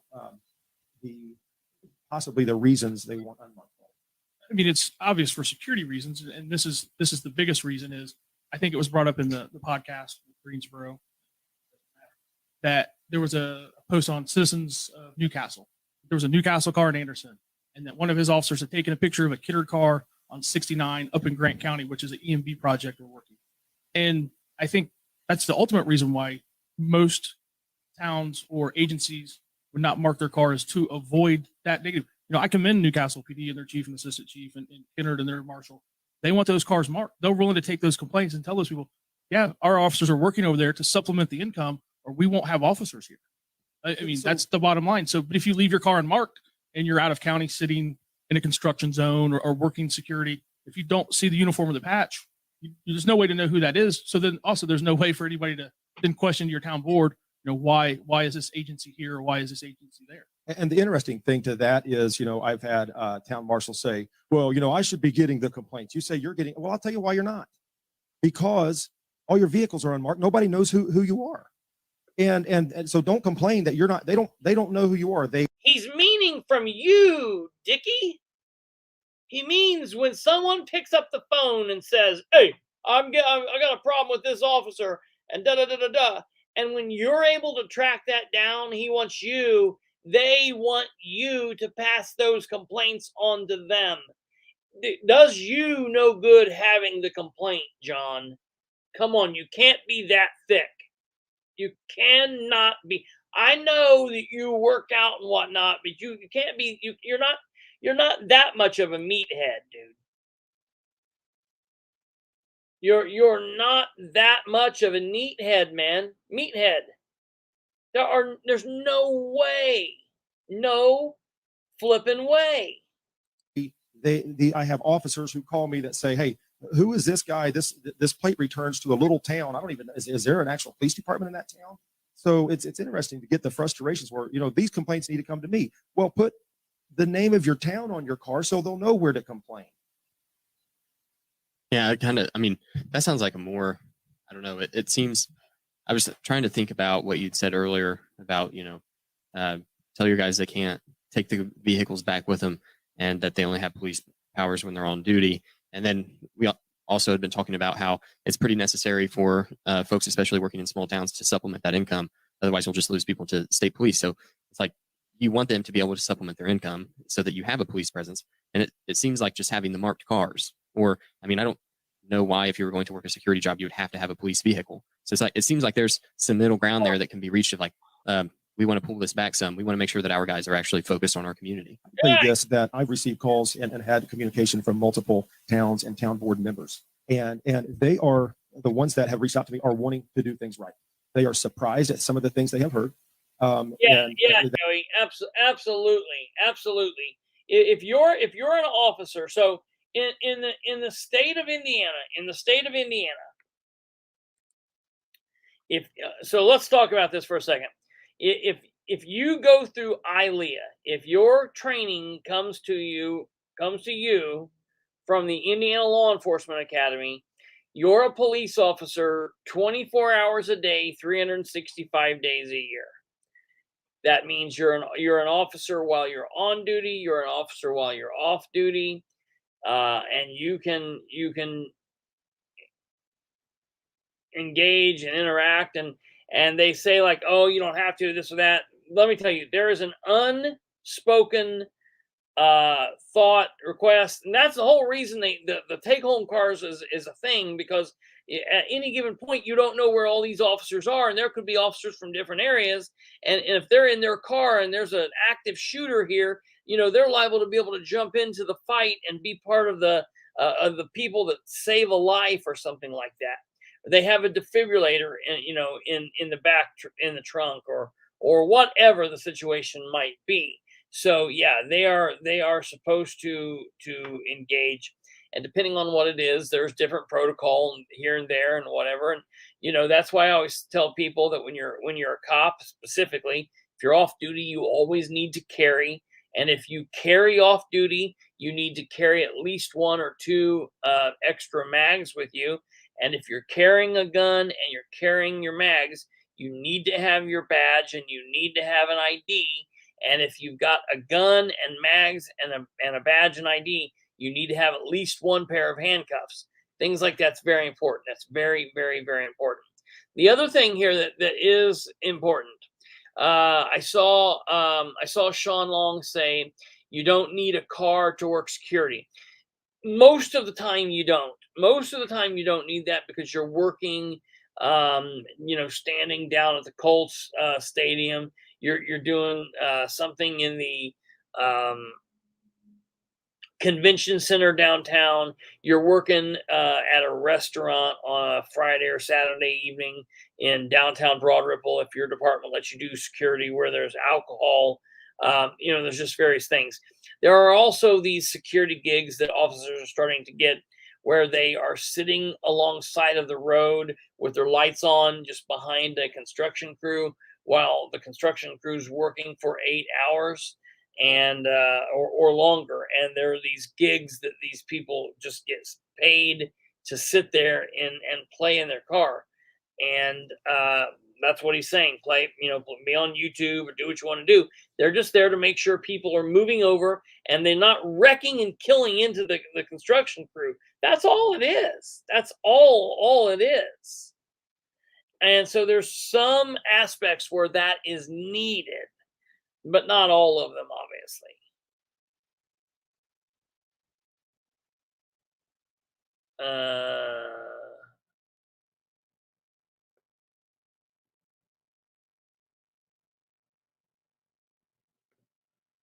See here what these things are saying. All right, let's continue on, because before I'm going to see how long we're running here. We're hour 52. I'm going to get ready to shut this down because I received back a report on the shooting, on the beanbag shooting, that I want to read you to. So I'm gonna try to click through this pretty quickly. We've got just a little bit left. They are in fact shocked at some of the things they've heard. There is a lot of fear mongering going on with town marshals. There is a lot of fear mongering going on, and it's coming from John Sproles, man. John Sproles is doing the fear mongering. There is no one else doing the fear mongering, and I'll be honest. And they're not going to like me saying this, and I'm okay with that. And I think that we probably have. I think we have now moved off into our own separate corners of the ring. I am disappointed in the Boss Hog of Liberty podcast for not pushing back on this bullshit that they were allowing him to spring. And when he was talking about Chris Pickens not appearing on the show, and they were saying, well, he was like, isn't there somebody else that you asked to be on here? And he's like, yeah, we reached out. Listen, Chris Pickens, if Chris Pickens would have went on the show, I don't care how well at speaking he is. I don't care if he would have been able to own Sproles. Just knowing what Sproles did to Landon Dean and what Jeremiah and Dakota allowed Sproles to do to Dean, I would have thought Chris was dumb if he would have went on that show. I would have thought I would have been like, nah, man, that's stupid. Now, he obviously does his own thing, and I don't know. I didn't know if he was going to be on there or not. I have offered him the opportunity to come on my program. He could say anything he wants. I'll be honest. I think he's in a position where he wants this to go to the hell away. He does not want this nonsense going on. Sproles is the only one that keeps bringing it up. It's like, just let it die. You're doing all of this crazy behind the scenes, weird ego and paranoia dance, and it's nuts. So I think Chris just wants to let this go. That being said, he and or any of the other chiefs have an open seat here anytime that they want to explain their side. And reserves that the big bad wolf sheriff is not wanting to take calls, and there is fear mongering going on, and I know that because I have had town scary stories to tell in the dark. I love it. Committee members calling me and saying, what about this and what about this? And they realize, oh, well, we didn't realize that. Simply put, Sean Long, you've won the day right there. Show us the evidence of your false claims. Show us the evidence or shut up. Show us the evidence or shut up. Show us the evidence or resign. And I have informed them on a lot of things recently that they had no idea of. We have had an issue with. Show us the evidence and resign. With some. Just resign. These town marshals and reserves making traffic stops all over the place. And one, I called directly and talked to the marshal and said, hey, what is the situation here? Has the other town hired you guys to be there? And so, but I know one thing, that didn't get back to their town. They were told, oh, we don't pull people over outside of our county. And you might have been in the car when I had this conversation with one of the town board members that called, and they were just really surprised at a lot of things that they heard. Very surprised that they didn't know the personnel that was working for them. And so there is a lot of just pull the wool over the town board's eyes going on. So you've been vocal about this from your position as a Henry County Sheriff. There's 91 other sheriffs. Has the Sheriff's Association has this become an issue that other sheriffs have started to speak up about? Or is there any momentum or conversation with state legislators about changing the system? There is. And let me just tell you a couple interesting parts of this, some interesting facts. And I've wanted to, and I have attempted to, and I believe have stayed just simply to the facts through all of my conversation about this. You've not stayed simply to the facts on nothing. You don't know the facts, Jack. I'm not trying to throw pot shots at people. I'm not trying to throw hot shots at people. That's all you've done. sticking to the facts. So here are some facts that are a little bit staggering. And part of the reason why I first made the directive to not respond to calls, like I said, we're working through our process and procedures and who covers what. Well, I noticed we've got 67 town marshals that cover 2.3 square miles. So it seemed reasonable to me, and I think it would be reasonable to just a normal prudent citizen, that if you've got 67 town marshals and reserves covering an entire area of 2.3 square miles. These are real numbers, okay? Not at the same time.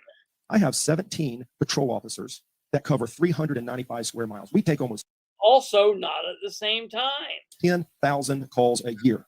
17 patrolmen taking almost 10,000 calls a year, covering 395 square miles. So I look at 67 town marshals. I get it. They are reserves and part-time. But when I look at 2.3 square miles with 67 officers, that with a total of, according to 2022 stats, a total of 23 calls that would have been affected with my directive.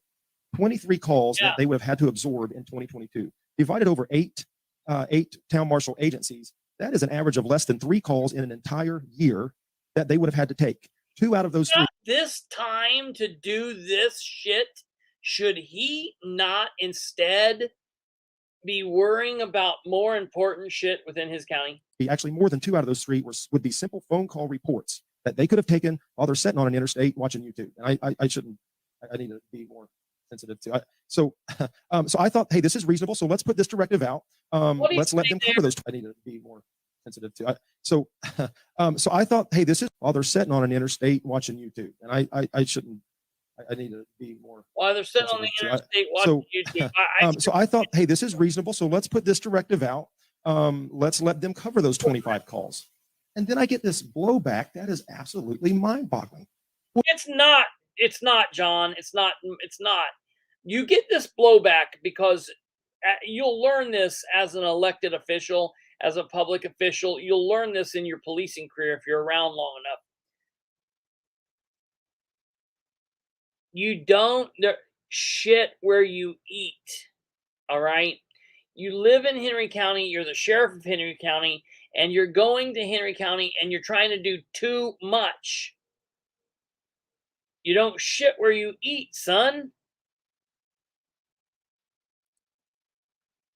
What are you talking about? You can't.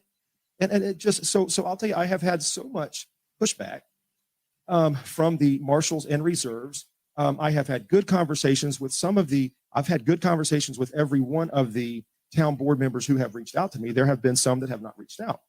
So what I have done as of today, I sent an email back out to these communities because I know their people are wanting to do the right thing. And I said, hey, look, since it's obvious the 67 officers are not okay with taking these calls, just rest assured we are going to take all of the calls. So let's not worry about we're not going to respond to 90. So now he's going from we're not going to take any of these calls to we're going to take all the calls. I want to say I did issue a records request today to the 911 dispatch director, and I did say I want to know if the directive is asking you guys to not dispatch small town officers.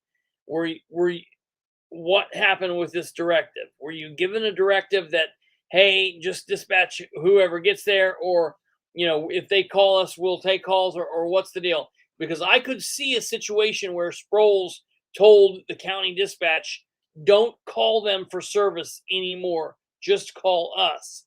I could see him being that petty.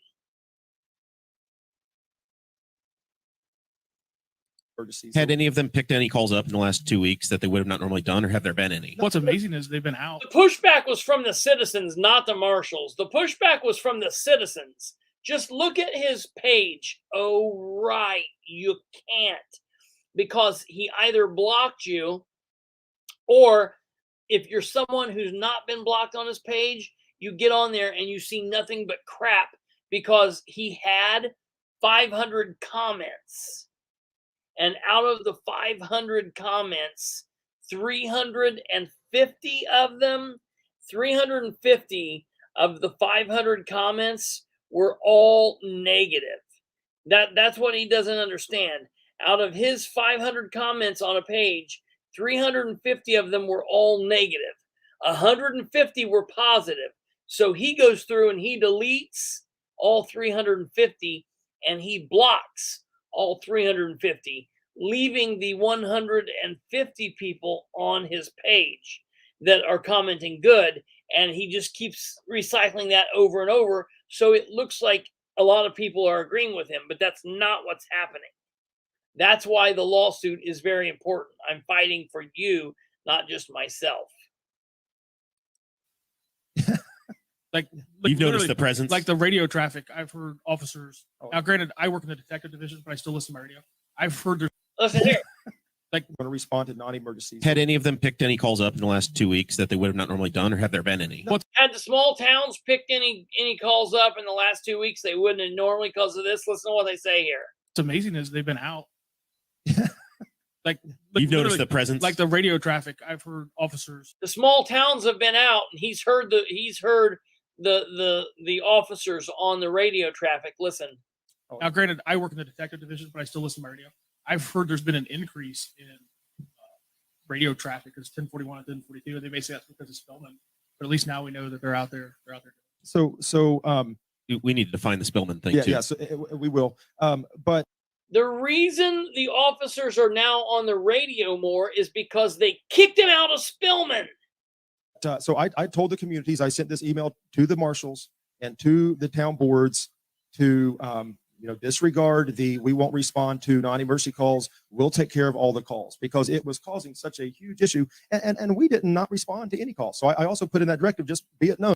I'm gonna say something here, and this is gonna be pretty out of character. You want me to tell you what this move is like? This move is like John Sproles is being a bitch. John Sproles is acting like a bitch. He puts out a directive 1 week ago telling people, we're not going to take any calls for service if it's da da da da da. 1 week later, because of the pushback that he's gotten, he's put out a completely opposite directive telling everybody the exact opposite nonsense of what he just said a week ago. This is the actions of a sheriff that's a bitch. That we have not declined any call, and there was just so much panic. And again, I'm going to go with fear mongering.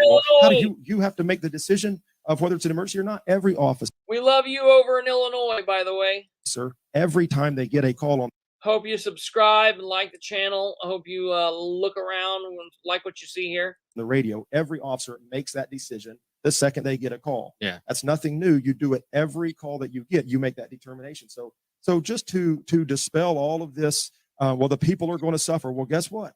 As I made very clear, I will not leave anybody without a police officer presence who actually need a police officer presence. But so we put it in writing that we will take all the calls, and that's fine. So what we're wanting to do now is I made a comment about this is my last conversation regarding this, and what I mean by that, I want this to be my last conversation regarding pointing out the issues. You have to identify the problems, or you can't address them.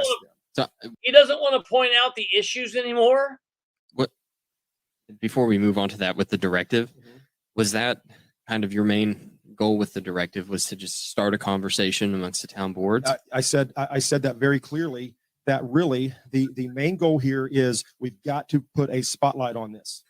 And I'll be honest with you, for the town marshals and reserves to freak out, what I would have thought they would have done For them, is say, hey, no problem. them to freak out at what I've done. Well, you called them felons, and you tried to tell them they couldn't do shit. They weren't a part of your team, and they weren't cops. You called them security guards and said the only thing they've been good at is learning how to play YouTube on the side of the road.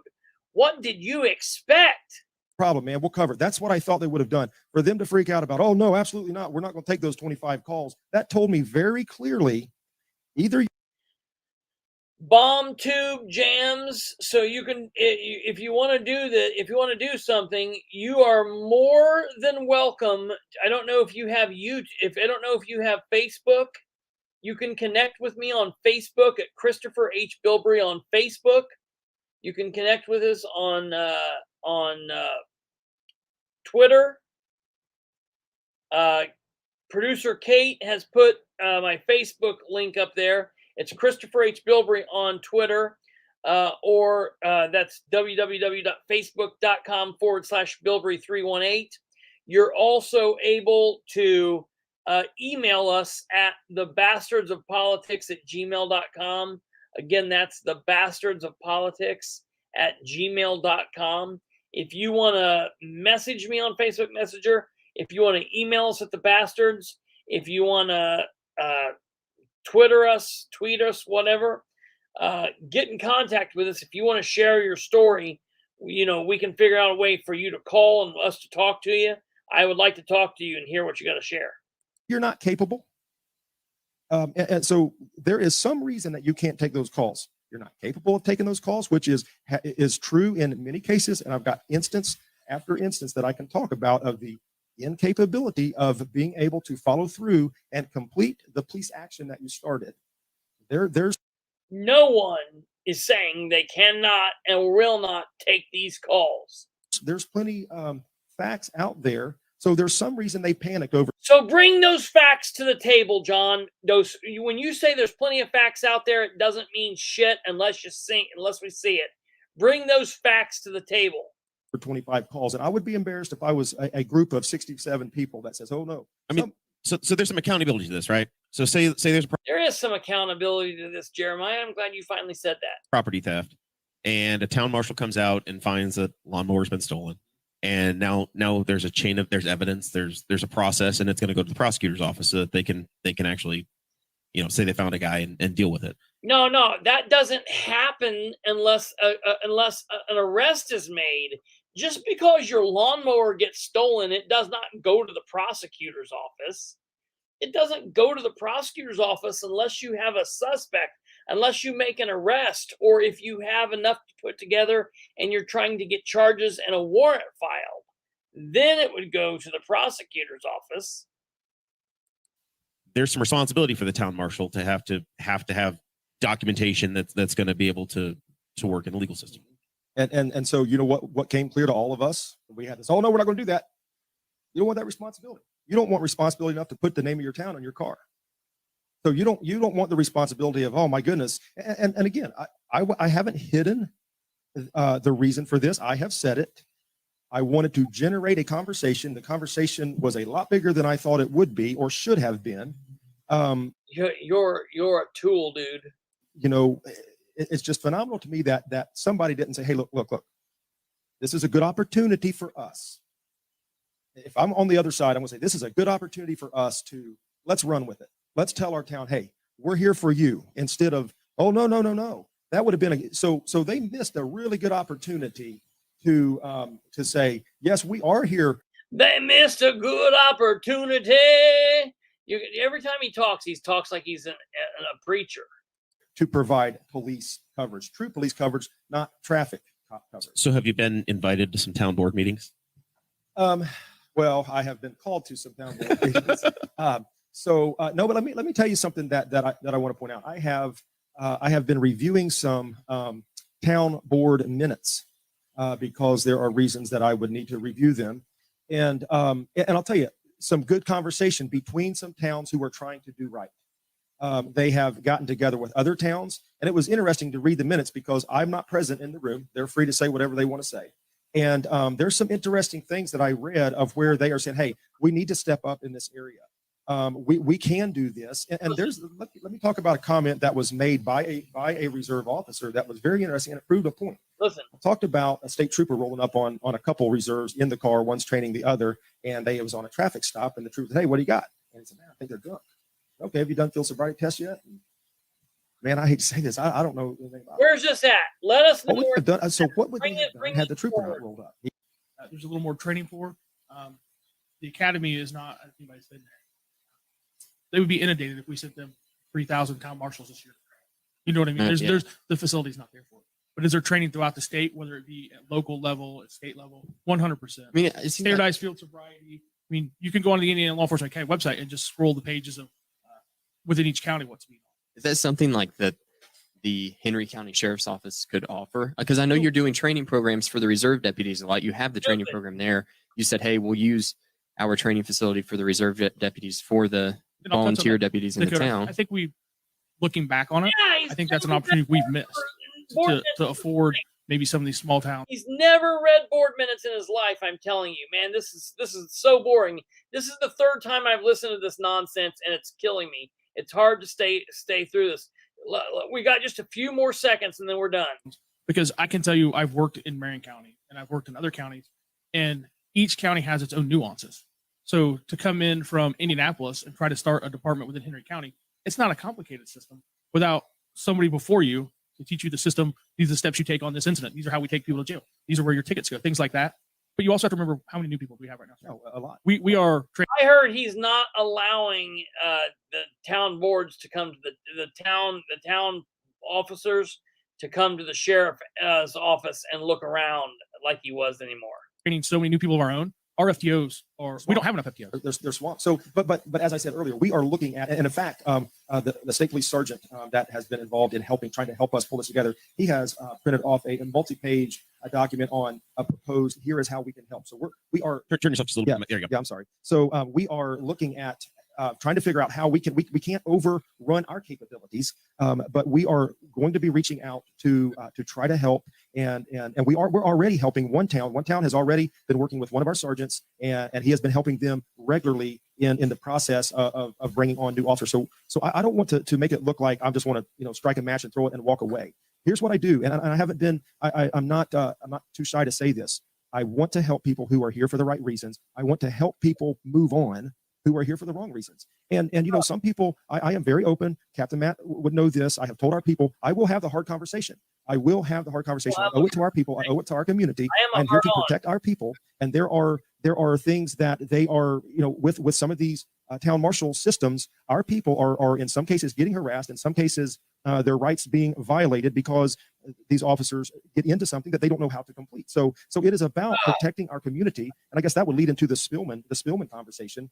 That is simply about protecting our community. We have talked about this for years. So Spillman is the software that all of the officers in the county use Here we to go. communicate and to investigate. That is correct. So since 1989, the city of Newcastle, they are allowed all these people to filter in and have access to our system. So we had 67 officers, most of which are from a long way away from here. And there's one thing that I want to say here that's important. I've made comments about people living out of town and not having, because, they don't have a 765 area code.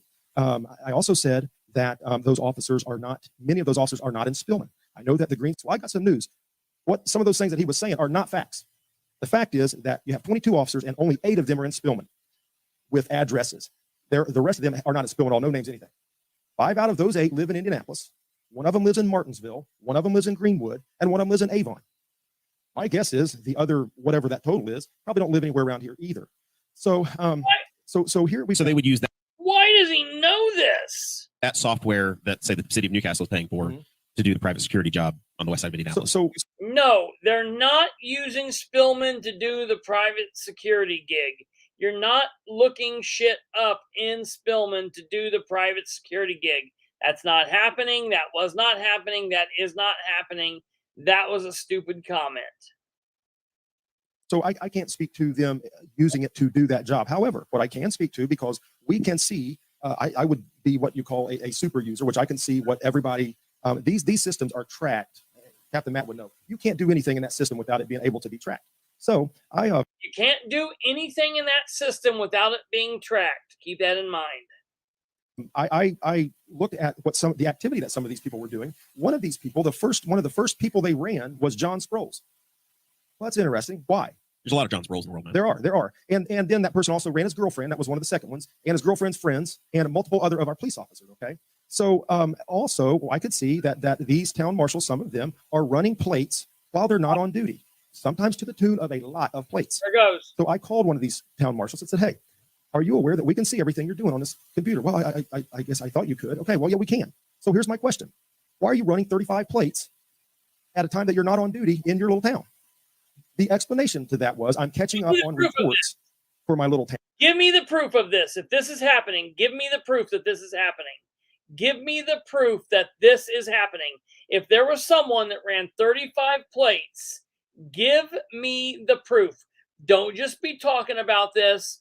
Do up a report and put this out there, because you're talking about it, but why is he not bringing this out? If this is happening, which, look, there's nothing wrong with running plates. You can run plates all day long. Let me tell you, there's probably been a time in my life I ran 35 plates in a day. Now, I never ran 35 plates while I was off duty. I don't know what the deal is with that, and if that's what Sproles is saying, then he needs to bring that to us. You wouldn't have to run 35 plates in your entire year to catch up on reports in that county. So one thing that we knew for a fact, that we have 67 people. We don't have any idea who these people are. Most of them ain't even in our system. And they have access to our Henry County residents since 1989. Everything that has occurred in Henry County, investigation-wise, law enforcement-wise, is in that system. And this sounds terrible, but it's just a fact. If you have had a family member who was sexually battered, they could go pull that report up and pull the pictures up. And so again, Any user can do that. there are some limitations. You can put password protection on some of them, as you guys have done before, but There are partitions within Sproles, but generally you would be able to get most information you need. Let's say Dakota has been the complainant and the victim, and he's called in some things. Anytime that your name is attached to a report, we put it in the involvement field. It could be a vehicle, it could be a friend, it could be whatever. You can go in there for the most part. Now, I will say, like drug task force, partition off. So if they're working a drug dealing case against you, your friend, you can't go in and see that. But in general, yeah, you're going to have access to a lot of information on anybody within that system, and it's set up for that way because if we vetted you, and it's not the question that they shouldn't have access, but we vet our new hires. We make sure that there's no arrest, that there's no impeachables, like they haven't had prior thefts or anything to do with dishonesty before we allow them access to our system. We don't just first day one go, here's Spillman and here's how you do it. We vet those people to protect that information, and it's basically protecting the information of the people that have trusted us to take their information and use and put into the system. So the concern is to protect our citizens. That means protect your information. I absolutely, and obviously the chief of Newcastle Police felt the same way, including the meeting that we had with everybody that makes decisions when it comes to legal matters in this county. He said that he had a meeting that met with everyone that makes legal decisions within Henry County. I don't know when that meeting was. I have asked for a record request, filing that information up, letting me know what that is. I'll let you guys know as soon as I get that. So yes, we pulled them out of there, and as Captain Matt said, it's not necessarily just we don't want any town marshal reserve having that. Help us. We've got some retired police officers from Newcastle that are the town marshals out at Kenner. Great guys. And so, but to answer your question of can they still do their job? There could be a case made that they can do their job more safely. And let me explain that. They will tell you at the academy, don't be down in your computer when you pull somebody over. So I'll go back to Greensboro for an example. He sounds better They like were this. putting all of their information making a traffic stop. They're typing this in. That is a very dangerous thing to do, to be buried in your computer when you don't know who you're pulling over. And so there is a case to be made that it's safer. So you ask about running a plate. They simply pick up the mic, say, dispatch, need a 1027, 1029. Read off the information, so you can do that while you're watching your person. It can even be safer. So they tried to make a loud splash about, well, we can't even do our police work. State police don't have Spillman. Other agencies, IMPD don't have Spillman. That just happens to be the software we have. There's all kinds of software. There is free software out there for them. And I noticed that in the meeting minutes that I was reading, where they were talking about what kind of software to use. What he is saying is absolutely stupid. It does not affect their ability to effect police work at all. I know they cried about it. And I don't say that sounded cheap by saying cried about it. They were very upset about it. But it does not. It removes their ability to get in and just scan around and type Jeremiah Morale or Moral and Dakota. I'm telling you, they're going to find out that my mailbox gets hit a lot because it's the end of a turn. And you're the complainant then. Well, I'm the victim. So The victim and the complainant. Detective division leader. He's done talking here. You can say anything you need to. if you ever get They're now in the final thoughts. They now wrap it up. That's the end of the show. So they roll it out from there. So that's that. I don't know. That's the end, folks. You can find that if you want to listen to that again yourself. You can find that on all major podcast hosting sites. I was playing it off of Google Podcast. You can find it on iTunes, on Apple Podcasts, Google Podcasts, Spotify, Stitcher, TuneIn, Radio Public, iHeartRadio, Amazon Music. You can also find it at the Boss Hog of Liberty podcast.com. You can find it on Facebook. You can also go to our YouTube page where I'm clicking this video and in our comments and click the link to play it from there. You can find it there too. I'm not trying to take away credit from these guys. I want you guys to listen to it on their page, give them the credit. I think we have some very serious philosophical differences in how we handle politicians and politics as a whole. I definitely think that we look at what the Constitution, liberty, and freedom is completely different. And for the very, very, very first time, man, I got to say, I've said I don't want to be a Democrat. I don't like what the Democrats are doing. I've said I don't want to be a Republican. I don't like what the Republicans are doing. And now for the very first time in my entire life, I'm going to say, if that's libertarian, I ain't a libertarian. I don't know. I'm a man without a party. I'm going to create my own party. Hey, before we roll out of here, I do want to say this. I don't have time to go over this because we're already at 2 hours. Geez, 2 hours and 23 minutes. Man, this has been a long show, and I am beat dead ass tired. I want to say this to you guys. Look here. I got this tonight, and I just want to let you guys know that this is here. Man, I got to get to the point where I'm not talking about Henry County for an entire shift, an entire episode, every episode. Here is the report on the from the jailers, from the corrections officers that dealt with the gentleman that was shot. It's 19 pages long. This is the reports by the people who were there. Okay. This was sent to me by the chief deputy sheriff, John Smith, something like that. Josh Smith, the chief deputy.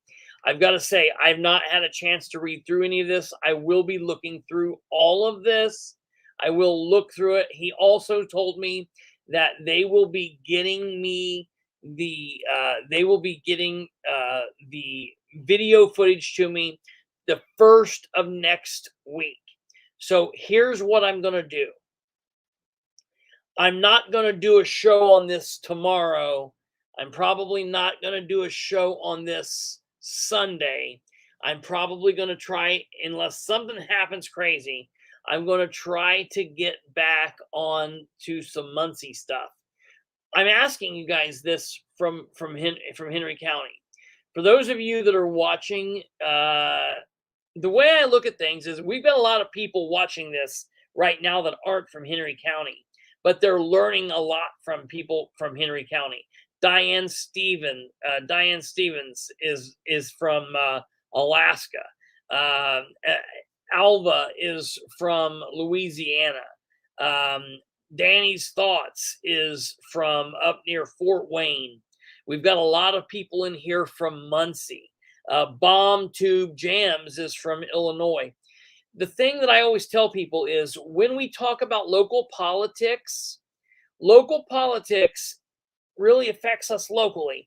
For anybody in the state of Indiana, our laws are all the same. So it doesn't matter where you live, we're still talking about the same things because we're in Indiana. However, for those of you that live outside of Indiana, even though our state laws are different, being a citizen is still the same. Being a free, self-governing individual is the same. Being somebody that loves liberty and the Constitution is the same. And while state laws might be different from state to state, we can all learn together. And the number one thing is teaching people how much it is important to be involved locally. Local politics matter. Local government matters. You have to know what's going on. The national shit matters. It does. It does. It does. And we talk about that on the Bastards all the time. State politics matters. We talk about that all the time here. But local politics matters absolutely. So just because we might shift off of Henry County for a couple of days, you don't have to tune out. If you like what you're hearing, you like what you're seeing, tune in. I'm telling you, we make shit interesting, whatever we're talking about, wherever we talk about. It's not just like, well, we're not talking about your guys anymore, so shit's going to hit the fan. We're us everywhere we go. So please check us out. If you've got something out of this program or any of the programs, I ask that you please do me a favor. Hit the like, give us a like, hit that thumbs up there, beat that thumbs up. If you have not subscribed to the channel, please subscribe to the channel. Hit the bell in the middle. That way you get notified anytime we go live. Besides that, you know that I'm here in the evening. Oops, that's not me. I'm here in the evenings, Saturday, Sunday, Monday, Tuesday, Wednesday at 9 p.m. Eastern. The Bastards of Politics are here on Thursdays at 8 p.m. Eastern. And then everybody else being Civic Duty, Rudd's Room, Guns of the Week with the Sarge, and a Side of Bastards, they're all here when content is available. So thank you guys all very much. I appreciate everything. And we will see you back here tomorrow night, Saturday at 9 p.m. Good night. God bless. Take care. Bye.